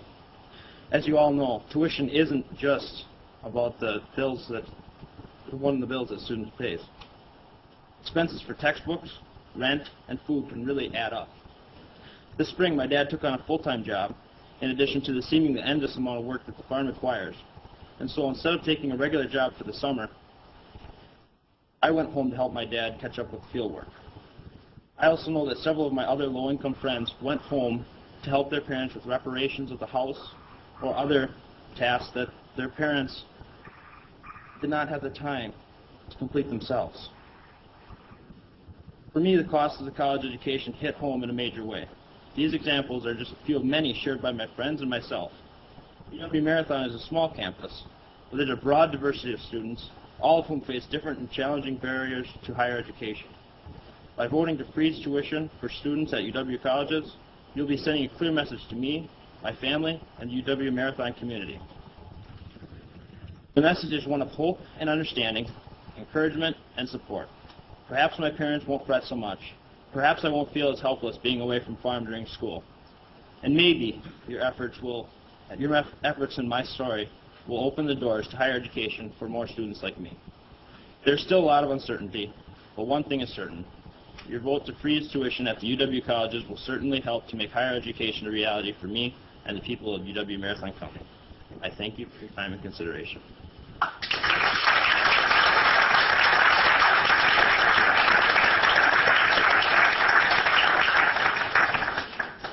Thank you, Brandon. Derek Jeffries.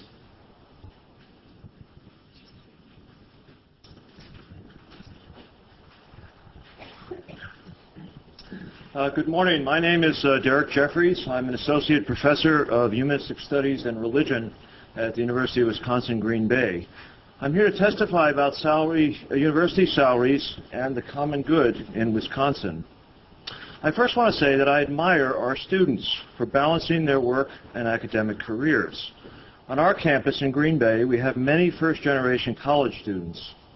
They often work 20 to 40 hours a week in order to pay for school. Yet they still manage to do very well in the classroom. Second, however, I hope that students will understand the important link between tuition and a high-quality faculty. I grew up in New York City in the 1970s and witnessed a great city decline.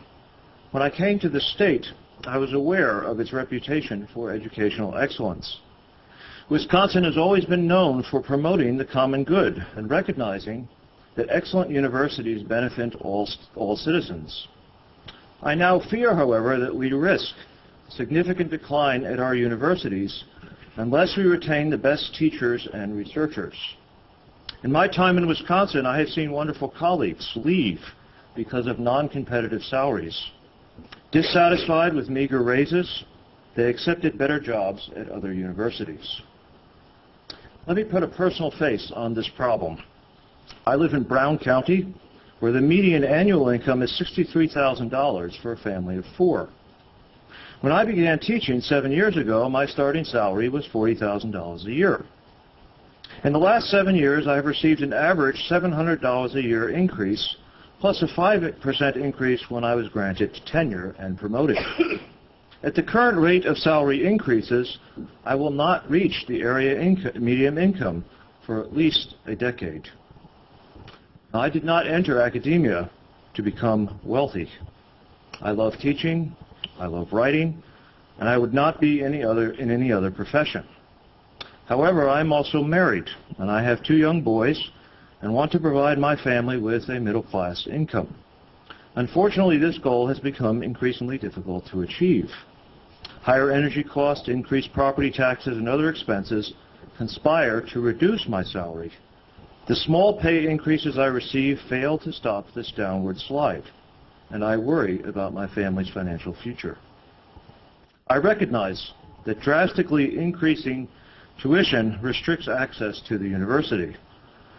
I know also, however, that the university has made substantial cuts in its budgets in recent years. To augment faculty salaries, we need this small tuition increase for students at Milwaukee, Madison, and the comprehensives. The proposal before you does not serve greedy professors or profligate administrators. Instead, it seeks to prevent quality deterioration at our universities. I hope students, legislators, and the general public will understand why this action promotes the common good in Wisconsin. Thank you.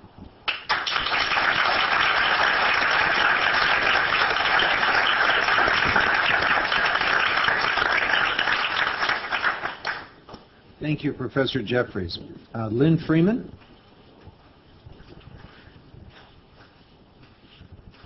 Here are my notes. Watch them go away. What he said, no. My name is Lynn. I'm the Director of Academic Advising at UW-Oshkosh. I'm an academic staff member, and it is an honor and challenge to be in front of you. Thank you very much, President Bradley, for your remarks. Being invited today, the three of us didn't know exactly necessarily what the history of the discussions had been, and I can't even begin to tell you how it reframed my remarks. As you were speaking, I thought, I've got to rewrite all of this. What I want to say to Jeff from La Crosse is what he said. What I want to say to Brendan about the coming from a farming family with fluctuating income and costs, it sounds actually like a microcosm of what the system faces. That we have unreliable budget information and we have fluctuating actually increasing costs. So those comments struck me. I'm here to talk to you obviously about supporting the pay plan. How could I not? But I also want to recognize very honestly, and I'm called a straight shooter by everybody who works with me, that I'm uncomfortable doing that in the context of a tuition increase. The tuition increase is small, and I have to say that I have very mixed feelings about it because I and everyone I work with support greater access for students across the state of Wisconsin and the idea of a growth agenda and increasing numbers of baccalaureate educated people in Wisconsin. Students and parents expect that when they pay more, they're going to get more. And the reality is, over the past decade, with decreasing public support, that they don't get more when they pay more. That student tuition dollars are replacing that public support. So I also appreciate it from the student's perspective that while they watch their costs go up, they're not necessarily watching their services go up. The other thing that I'll say about my field, you've met Derek from Green Bay from philosophy and religious studies, and you're going to meet Wes from political science in River Falls. My field is higher education. That's where my doctorate is from. And in my field, we study you. We study college students and faculty and this. The research in my field, and as well as articles that you've probably seen in Time and Newsweek, indicate some interesting things over the last 10 or 15 years. That students' expectations are increasing. Watch me try to graph this. While public support is decreasing. Some examples of that are, and these are the sorts of things you've seen in the public sector, they want the best athletic facilities, they want the best food, they want parking, they want residence halls that look more like apartments than the dorms that we all grew up with, or we all had when we were in college. And that's an impossible equation. That's just not going to happen. And that creates a tension within higher ed. That is the uncomfortable tension that I was just referring to as I speak in favor of the pay plan while feeling uncomfortable about a tuition increase. I'm also going to claim to be proud that we're responsible for helping students at every step in their education as an academic staff member from recruitment to graduation. We work in admissions, advising and registration. We help students with career decisions. We teach large classes and carry heavy teaching loads. We work in the library. We keep the computers running. We are in every aspect of the university, and it cannot function without us. I was thinking about President Bradley's introduction of Jeff as the first-year senior, and I was thinking, the first-year senior is becoming a more and more prevalent reality on our campuses, and if those students don't have advisors to work with and career advisors to work with and faculty to work with outside the classroom to find their path and to start on it, then we're going to see more and more first-year seniors. So what happens when a budget plan doesn't increase or a pay plan isn't approved? And I think that's the question, right? It's the so what question. Academic staff are the first ones to take the hit. We do not have the contract protections that faculty do because we're not tenured. We don't have the contract protections that classified staff have because we're not unionized. And so over the last 5 years, we've seen our numbers decreasing across the system. And as a matter of fact, the workload's been increasing at the same time as our campuses try to increase the number of undergraduate students that are there. So that creates also a challenging scenario for academic staff. And I'll give you a couple examples of that. At UW-Stout, my colleagues in advising experienced the reduction of positions in their office, while they also experienced an increase in the number of freshmen and an expansion of their orientation programs. As a result of that, the entire advising staff pulled out of all of their leadership roles at a state, regional, and national level. They had proposed programs that they withdrew, and they just said, we just can't do it. And you know what? The rest of us said, we understand why. Another impact there's two other impacts I would point out. Typically when I do a search and screen in my office, we are the campus advising center. We have 18 staff members that work with all 9,500 undergraduates at Oshkosh. When we have a position open, we field 150 to 180 applications every time we have an opening. Please understand what that means in terms of who I get to pick from for the best and the brightest to come work with our students.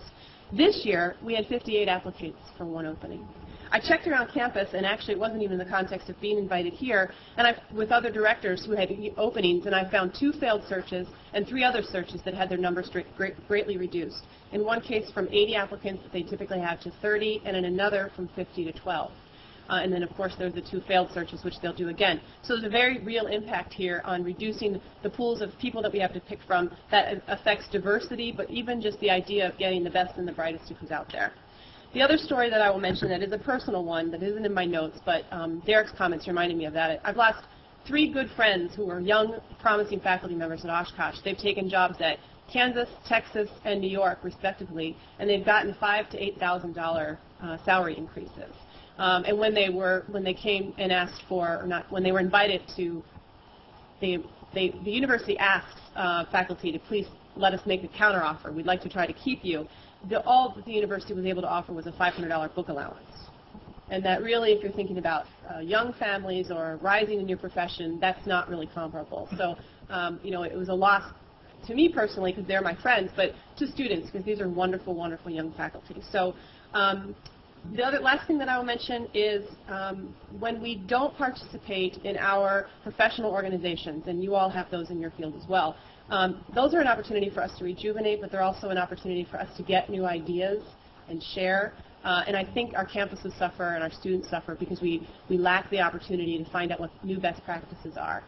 And so I see that as another impact that's very immediate, very much in advising, but I also understand it's affecting the careers area and also residents' life. So in closing, I'd ask you to consider the long-term impact of continuing to support small tuition increases and small salary increases for faculty and academic staff, because I think that the combination is going to get Wisconsin where it needs to be and stop what we've called the hemorrhaging of losing people like myself and Derek. So thank you for your time.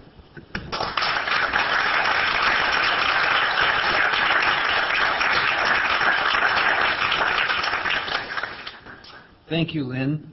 Professor Chapin.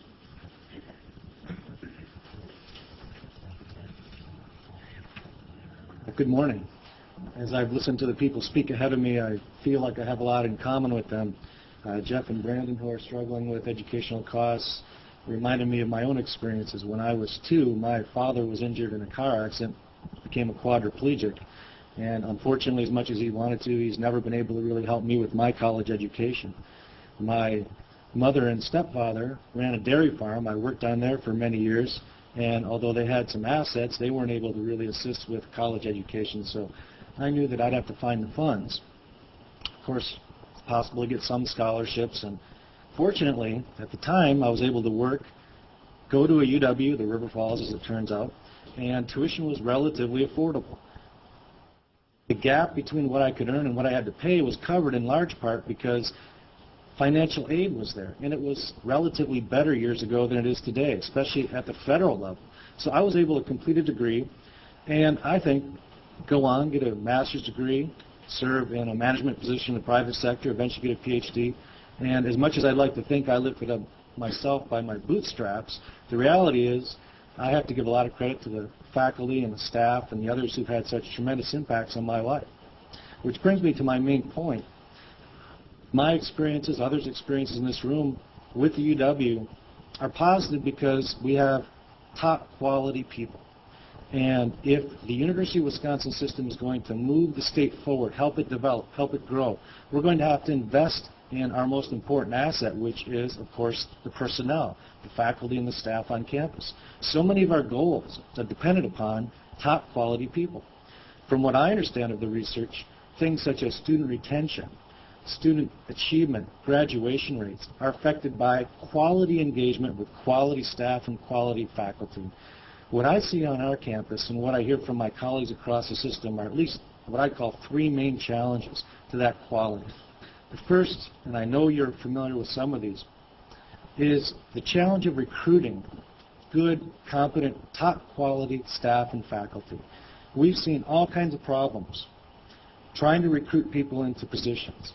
Lab technicians, we tried to hire those. Several of them have said, we're not taking a $10,000 or $15,000 pay cut to work at the university. We've also tried to hire people in sociology, criminal justice. I believe the search for that was just canceled because the talent in the candidate pool was so limited, we felt that it was better not to make a permanent hire, and hopefully we can run that search again and find someone who will serve the students well. We've also had difficulty hiring in fields like journalism, where finalists have said, we won't come for the salary that you're offering, and they withdraw. Just at the end of July, I had a chance to talk to a high school teacher who was a finalist for a job in the College of Education. He told me that when he was given a salary offer which was substantially less than what he was making as a high school teacher, that he had to consider the impacts on his family, and when he was told that perhaps in 10 or 15 years he might get to the salary he's currently earning, as much as he wanted to come work for us, he withdrew. So recruiting quality people is really a challenge, and it's not just the case that River Falls is experiencing these difficulties. Retaining faculty is the second major challenge, and it's not just faculty, it's also retaining staff, of course. As you know, we've had low or no pay plans, 0, 1, 2, and then it split to 2 pay plan in the last 4 years, combined with increases in our insurance costs. We know that we have had increases in premiums. I understand that there's a possibility that that may occur again yet this year. Up in River Falls, we hear conversations down in Madison and the Assembly, at least among some people, that they'd like to see new co-payments for our insurance procedures if we use them, perhaps a new contribution that would be an additional charge for our pension plan, and then there are other issues that are raised that are part of the total compensation plan issue. A lot of people, especially on my campus, those who are in the staff ranks, have seen net reductions in pay in some years over the last 2 biennia. We have lost people from the custodians who do a great job keeping our buildings in shape, to faculty in the College of Agriculture, the College of Business, and elsewhere, who have been recruited away. And when we lose those quality people, we lose the ability to serve our students well. We lose the ability to help move Wisconsin forward as much as we would like. Even at the comprehensives, there are folks coming in trying to poach our quality staff. We had a marketing professor that was offered $8,000 to leave, and we could only offer a couple $1,000s to try to keep her. So recruiting is a challenge. Retention of our quality staff and faculty is a challenge. And the third one is the challenge of using effectively our loyal faculty and staff. Some of my colleagues at other campuses have said there's a loyalty tax. If you work at the UW, you lose. You get rewarded if you go elsewhere. Well, staff that are here are working harder today than they've worked in the past. As you know, staff lines have been cut, budgets have been cut. We have more students, which means every faculty member, typical faculty member, has a few more advisees. They have a few more students in their classes, and it goes beyond that. When you're working on committees and doing other university service, you have a few more searches to sit on, a few more committees to work on, a few more responsibilities here and there that sometimes devolve to the faculty or staff member when administrative positions are cut, which also creates problems. So we're stretching our quality staff and faculty thinner and thinner.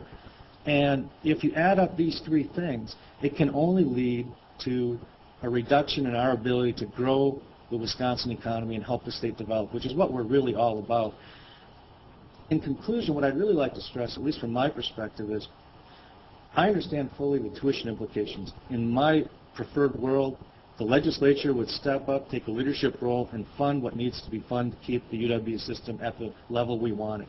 But whether tuition is a little bit higher or a little bit lower, The reality is if we don't do something to maintain and improve the quality, we are going to continue to slide, maybe as a system where we don't want to go.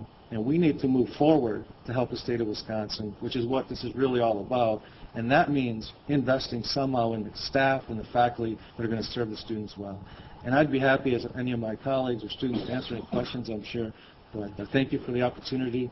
And I understand and appreciate fully the difficult decision that is in front of you. Thank you.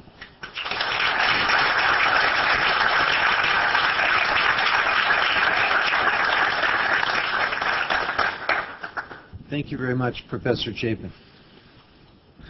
I would now like to open it up for discussion on President Riley's proposal for the 07-08 operating budget. Mr. Chairman. Regent Loftus. Well, we're certainly at a point here where words are of limited influence in the legislature. As regents, we're appointed by the governor, we're approved by the Senate in order to lead the universities. We're sort of a permanent conference committee here. The leaders in the legislature are elected by their members. In the case of the speaker, he or she is elected by all the members of the assembly, not just the members of his or her caucus. In fact, one session I was elected unanimously. In another session, only one Republican voted for me. Thank you, Regent Rosenzweig.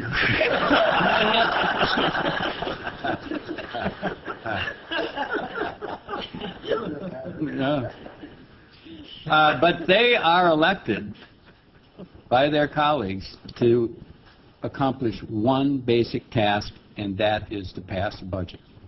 That is the job of the leaders.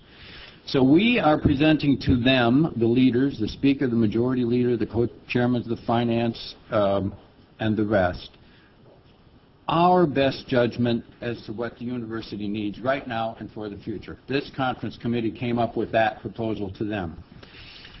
And we're asking them in return,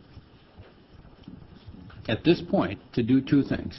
Fund the veterans, and second, give us something close to the joint finance version of the budget.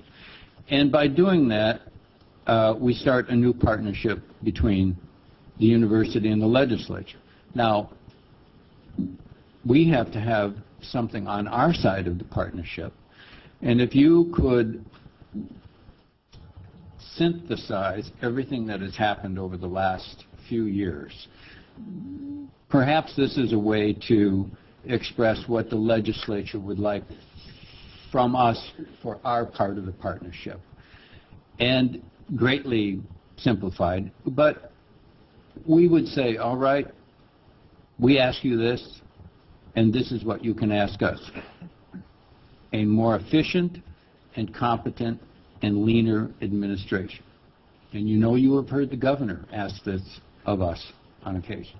And second, increase graduation rates. If we can increase graduation rates, that will tell a big story. We have unfolded this rationale for the purpose of increasing graduation rates, baccalaureate holders. So I would hope that when we endorse the President's proposal, as I assume we are, that we do it in a spirit of partnership, and that this be the beginning of a new relationship between the legislature and the university. Thank you. Thank you, Regent Loftus. Regent Salas? Yes. As President Riley, as you're aware, at the last meeting we were discussing the budget, I had recommended holding out for a smaller increase in tuition. But I want to say I want to give you some personal remarks on some of the things about the proposed budget that I am particularly happy to see included in the budget, and that is the freezing of the tuition increase for the UW College students. As you're aware, those of us who worked in chartering a new course made a number of recommendations to offset the impact of tuition increases on low and moderate income families. And those of us who worked diligently that year are very happy to see what I'd like to think that it's a first step in trying to address that issue.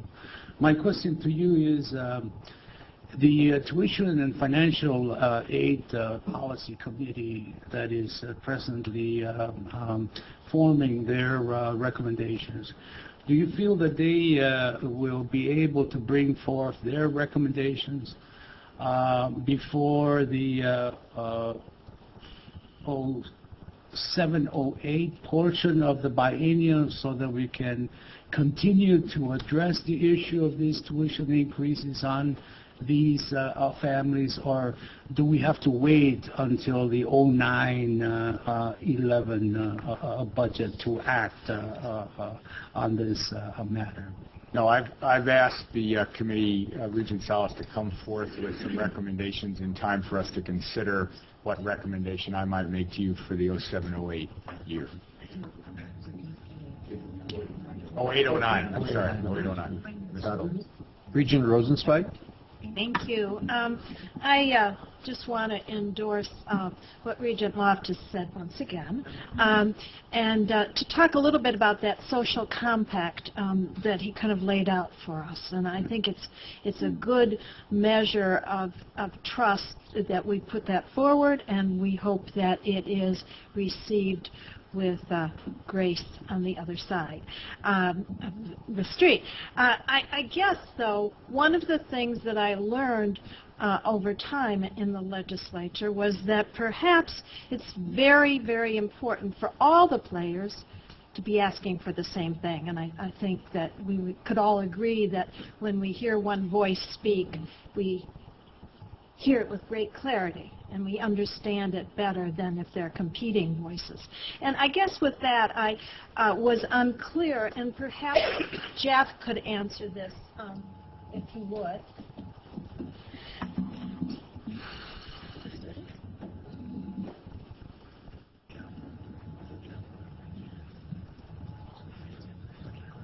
Don't mean to put you on the spot, but in the spirit of that kind of bargain that we're... Are you talking about the tuition freeze for the colleges? And also the joint finance action. Is that what you, in concert with us, are going to be asking the legislature to move on in their conference committee? Well, United Council's goal has always been to ask for a tuition freeze across the board. And while we appreciate that President Riley has offered a tuition freeze to our two-year institutions, we still have all those students in the four-year institutions who are going to be paying that tuition increase if this goes through. And so I guess my position from a United Council standpoint is, while we appreciate it, we're still going to fight for that tuition freeze as much as we can, or try to at least reduce the 5.5% increase that's proposed. And I certainly understand it from your perspective. I guess the question then might be, as you're, and I won't keep you on the on the firing line, as you're just kind of thinking about strategy and how to accomplish the goals. I think Regent Salas just suggested that we have another year to work on differences as we move forward. Maybe you would want to rethink it and perhaps all join together with the same message and with great clarity about the necessity to moving in the joint finance position, which is more likely than to pass. Thank you. Okay. Regent Davis? The excitement generated widespread throughout the state in support of the growth agenda is contagious and much appreciated. And it affirms the depth of the conversation that we had, that we need to send strong messages of support to our institutions as they have done such a fantastic job of, if you will, keeping our future brighter for the state of Wisconsin.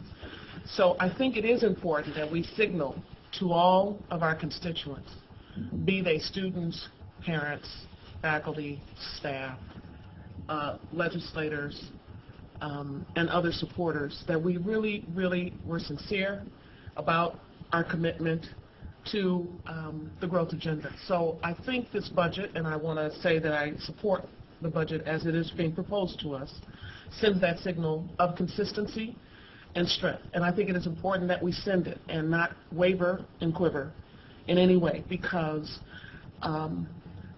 while there may be all kinds of reasons why what is being presented to us through the Assembly is as it is even more incumbent upon us that we signal where we are. So I do support the budget in its, as it's being recommended to us.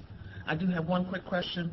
I think I might not have heard the answer. Is there going to be a pairing of the tuition and financial aid policies review with the segregated fees committee work? I'm just thinking there's an opportunity for synergy around the discussion that perhaps the November board meeting, if that's when we're going to have the segregated fees committee work, it'd be nice to pair the two if that's not overly ambitious. So that's not a question, it's just a suggestion. Thank you. Okay. Regent Smith. Just a question. One of the things that's driving this budget is the work and decisions of a group called, is it OCHR?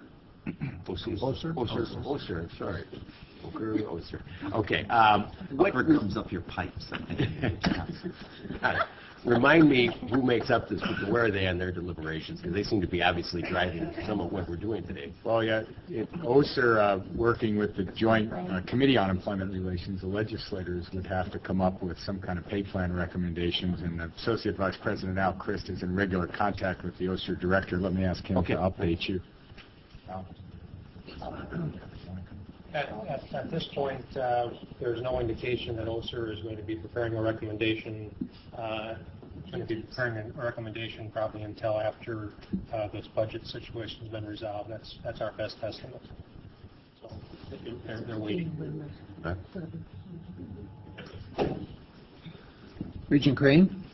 I want to express appreciation for the speakers this morning, because I think that they were eloquent and right on in every respect. I do think that it's very important. We've been very strong in our conversations of late about the importance of access, and I hope that it's widely known that this board is highly committed to access. But the companion piece is quality, and I think we heard a lot about that this morning in very important ways. And the comment that was made about discomfort of associating those issues is real, and we share that discomfort. But I think that we have come to a proposal that addresses both of those issues as well as we possibly can at this point, and still continuing our message to the public and to the legislature about the importance of this growth agenda. Regent Falbo. I'm in total agreement about the UW colleges, and in fact, it was the one and only thing that our tuition and financial aid committee voted on to break the bond between the tuition of the comprehensives and the colleges. So you've taken our thunder away. Thank you for doing that. And the other thing I'd like to say, I am always like to bring it back to numbers and accountability and responsibility. And I think this does that. I mean, I like tying the budget together with the growth agenda, because now it's all in our hands. We achieve it or we don't achieve it. And we find out why or why not along the way. I think that's very important, and I'm in total support of that. Regent Shields. All right. Well, I'm probably going to reiterate more of what Jeff said. I have been lobbied heavily on this issue as well. This has been a very busy meeting for me.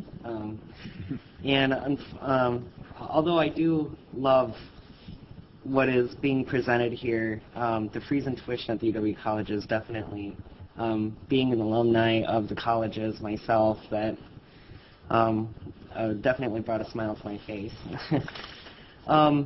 However, most of the people that contacted me also expressed the hardships and whatnot that they go through, and being the student representative, or one of the two representatives, I'm going to have to vote against this. Even though I am,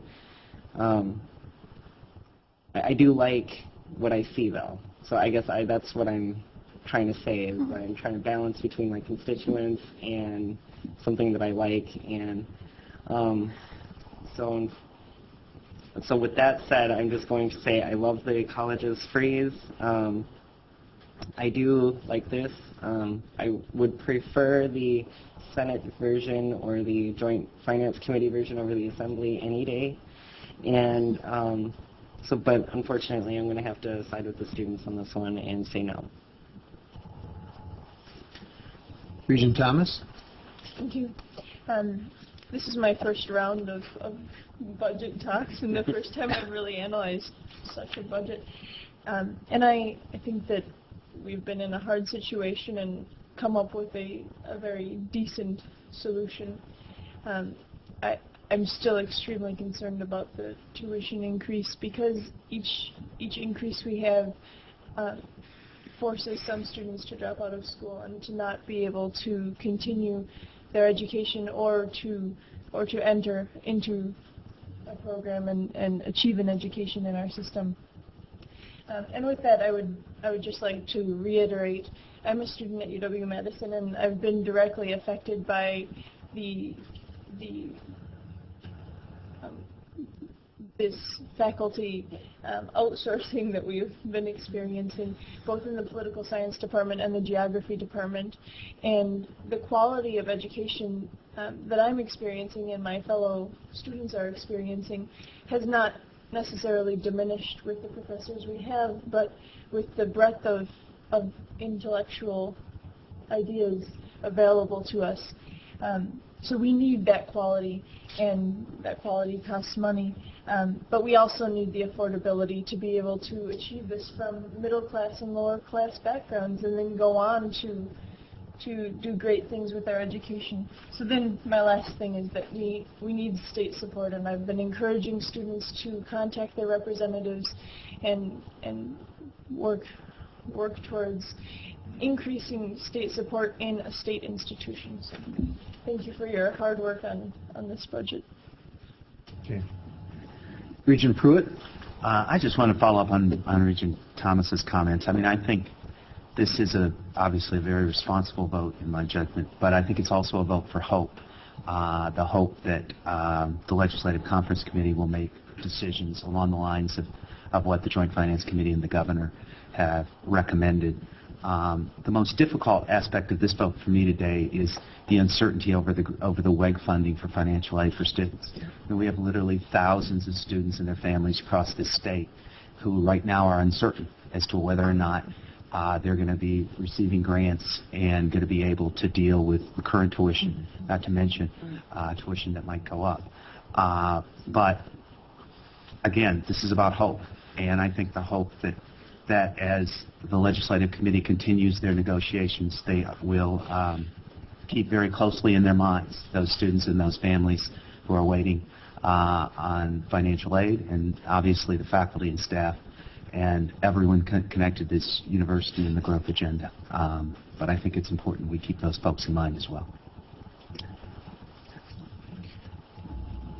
Regent Burmaster? I would like to reinforce what Regent Pruitt just said. I think that this budget is reasonable and responsible, and I'm very proud to be able to serve on this board and to be able to see the good work that the administration has done and that we've done as a board in coming together around on this. This is about hope, and I will be voting no on this budget for the same reasons that our student regents are, and to also I have consistently in the 7 years as the elected state superintendent, because I believe that both a yes vote and a no vote send a message to our state and to our legislature that we are about access and quality.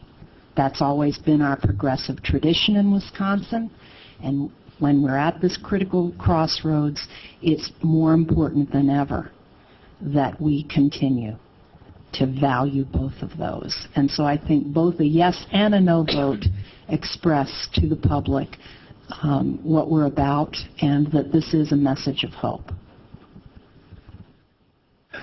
Regent Loftus?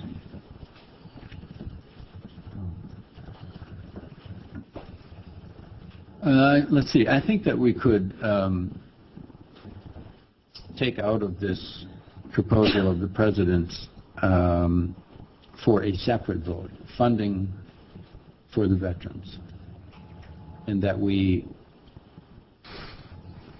endorse, I would assume unanimously, a message to the conference committee that funding of the veteran students at the UW as part of this is paramount. Because if they're not funded, then we're in big trouble. Bigger trouble. So if we could have a separate vote on that, that would indicate our seriousness on that issue,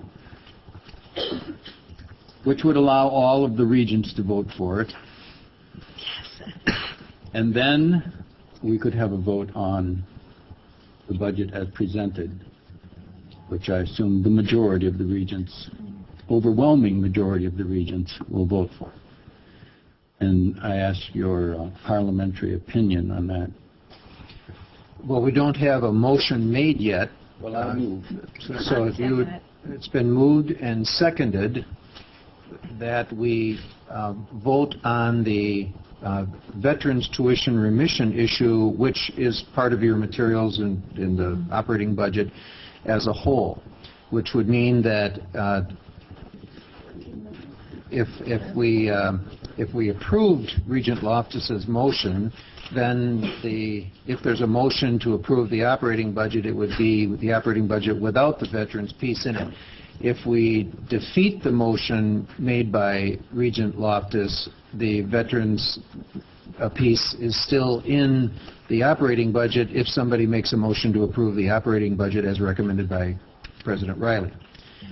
Do we consider this a motion to sever then? Well, there's been no motion. But didn't he move? You don't have a motion to sever from anything. No, Regent Loftus, as I understand it, has moved that we consider the veterans tuition remission as a separate item. That's the only motion that's been made. There's been a second. Is there any other discussion on that, Regent Falbo? Just a clarification, are we removing it to vote on just the dollar impact that's in the budget? Are we removing it to vote on it? Because we don't know the ramifications of it in the long term. So I mean, if we're moving just to support it, I don't think we have enough information to know the financial ramifications. If we're removing it so everybody can vote yes on just what pertains to that in the budget, that's one thing. Well, if I could maybe ask Frida or anyone of Frida's choice who could just give us a summary of, without everybody going through the materials, what is in the operating budget specifically that deals with the veterans tuition remission issue? The only piece that is in the budget that specifically relates to the veterans remissions is the assumption that we will not receive tuition of $6.5 million related to the veterans remissions in the 2007-08 year, which is the exact amount that we did not receive in the current year. So our tuition revenue amounts are lower by that $6 million plus dollars. Oh, okay. 6.3? 6.6. 6.6. Okay. Frida, if you just stay right there, please. Regent Walsh? There's just a question. Veterans remission and WAG are outside of our budget, correct? The Veterans Remission, the funding for it is in the Higher Educational Aids Board. But we don't determine it. It's outside of our budget. No, we do not. Question I have is, when you arrived at the 5.5% recommendation, that assumed that we would get the 6.3? No. It assumed that, as in prior years, or as in this current year, we would not receive any funding for that $6.6 million. So there was no tuition increase that was built in to adjust for that or anything else. But does it assume that we will get it going forward as in the governor's budget? In the governor's budget in this first year, the assumption was the governor built in $5 million of funding for veterans remissions. That was primarily to cover the increase in the remissions from 50% for veterans to 100%. Right. If we get that funding, that will take care of the increase. It would not reduce the fact that we still have that $6.5 or $6.6 million of veterans remissions that are still uncovered. Regent Loftus, would you agree that based on Frida's explanation, that there isn't anything in our budget where we are affirmatively asking for anything in support of tuition remission? Correct? That is correct. We do not have any assumptions built in there for that. However, endorsing or recommending the veterans funding that was built into the governor's budget would result in a lesser shortfall, but still it would not reduce below the $6.6 million that we currently have. Would you do a motion from Tom that's a little more specific? Well, I was just going to suggest if you would consider making a motion that we encourage the legislature to provide the level of tuition remission support that recommended by the governor. If that was done, Frida, if the motion was to encourage the level of tuition remission proposed by the governor, then we would have less of a shortfall. That is correct. Is that satisfactory? But nothing smaller than what's already there. Friendly amendment, yes. Okay. The seconder been moved and seconded. Everybody understand the motion? Okay. All in favor, say aye. Aye. All opposed? This is not a tuition vote. We typically take tuition votes by roll call. I will use my discretion to say that we don't need a roll call vote on Regent Loftus's motion. Is there a motion to approve the recommended operating budget for 2007-2008? It's been moved, seconded, and seconded. Any other discussion on the proposed operating budget? Regent Falbo? If we were to get the funding for veterans remission, how would that affect the tuition increase? The question is, how would it affect the tuition increase? Or how would it affect our budget, I guess? We would have less of a shortfall. Right. It's a great position to be in. We are.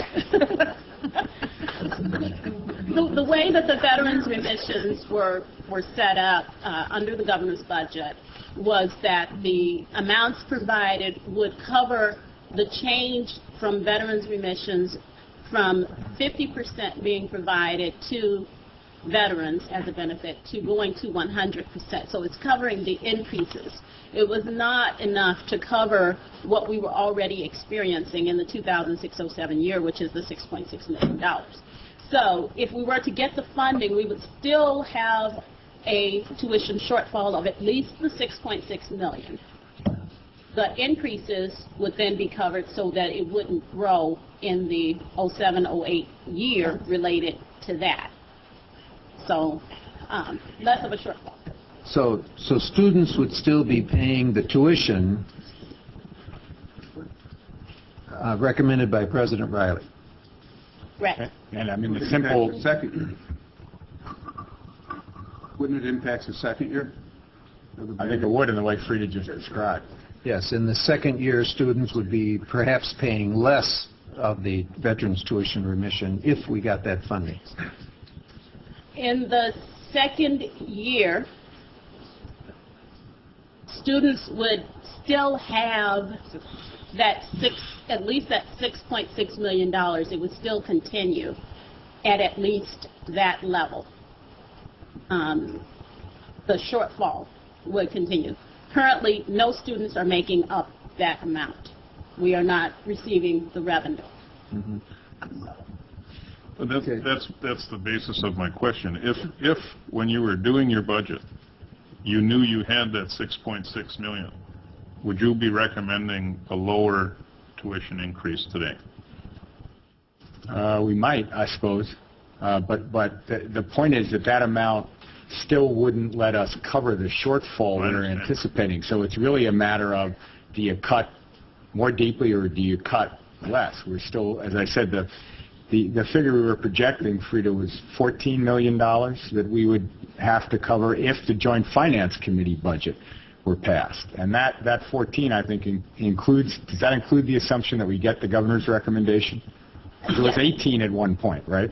In the 2007-08 year, our projections based on the increases in enrollments that we saw in the 2005-06 year were that the costs would increase from the current $6.6 million to $18 million for veterans remissions. That's to cover the 100% plus to factor in the enrollment growth.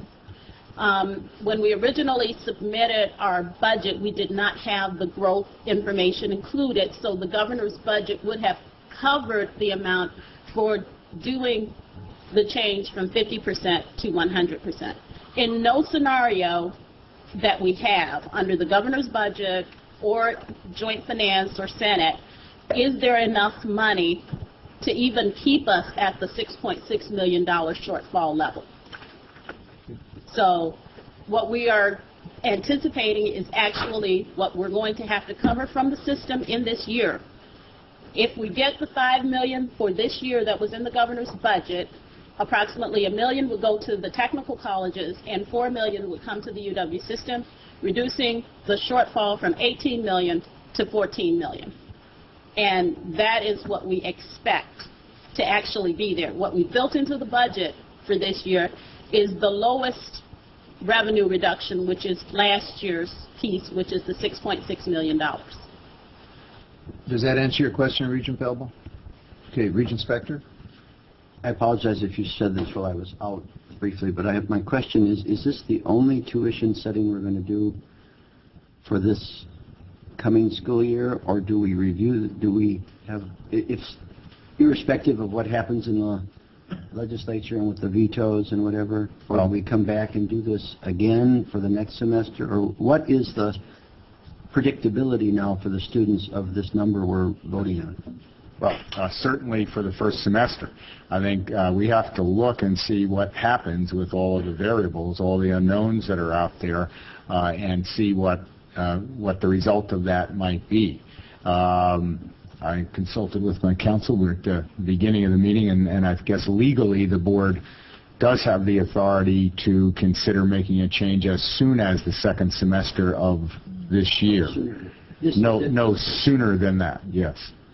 Any other discussion on the motion? Regent Salas? Well, perhaps a more precarious situation that we face is if what I had touched on at the last meeting, holding out to see if the state would pay for all of the faculty and staff increases. What happens if they don't pay, if they don't commit to the 2/3 amount, and that is the 69%? What would that do to the scenario of the tuition consideration for this next year? I think that's a good point, Regent Salas. I think it's very important that the state commit to the traditional split. Otherwise, we cannot get to a 4% salary increase for faculty and staff, which again is vital if we're just going to send a signal that we're narrowing the gap.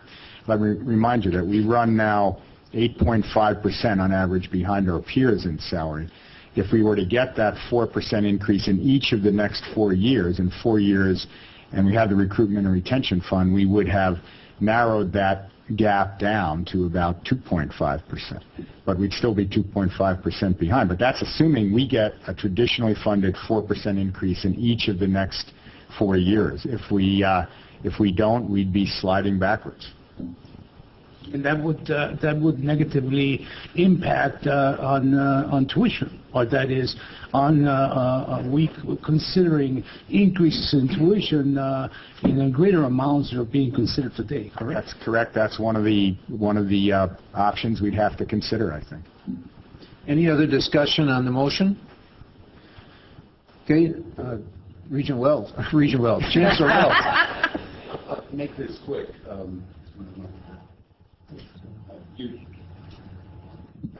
You've heard from everybody else. I thought it would be good, at least for one chancellor, to make comment on this. And as we all know, this is fundamentally about investment in strategic people. And the most strategic people for Wisconsin's future are current and future students.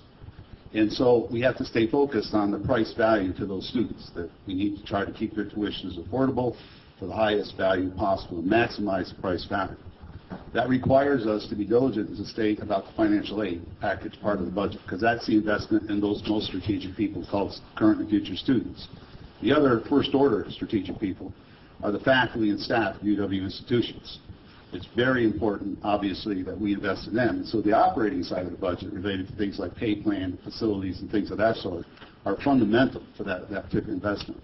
So I think this budget that you've all crafted is an excellent example of staying focused on the people of Wisconsin, most strategically the students and faculty and staff for our future. So I just thought that that was an important comment to share. So anticipating a majority vote on this, I would like to thank you, because I think it allows the chancellor and other administrators to do their job as well as possible, as they have been all along, particularly through these difficult times in the past 6 years. Thank you, Chancellor Wells. I now call a roll call vote. Madam Secretary? Regent Walsh? Yes. Regent Thomas? Voted here. Voted here. Yes. No. You have to vote yes or no. Yes. Yes. I said yes. I guess nobody listens to me anymore. Regent Walsh, I listen to you. I said yes. Yes. I sound like my wife.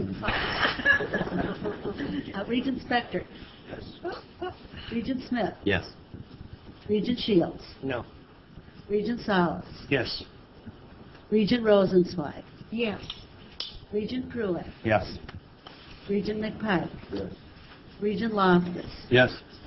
Regent Falbo? Yes. Regent Davis? Yes. Regent Keane? Yes. Regent Crane? Yes. Regent Conley Kiesler? Yes. Regent Burmaster? No. Regent Bradley? Yes. There are 14 ayes and 3 noes. Okay. Thank you very much. President Riley, do you have any other items that you would like to report to the board?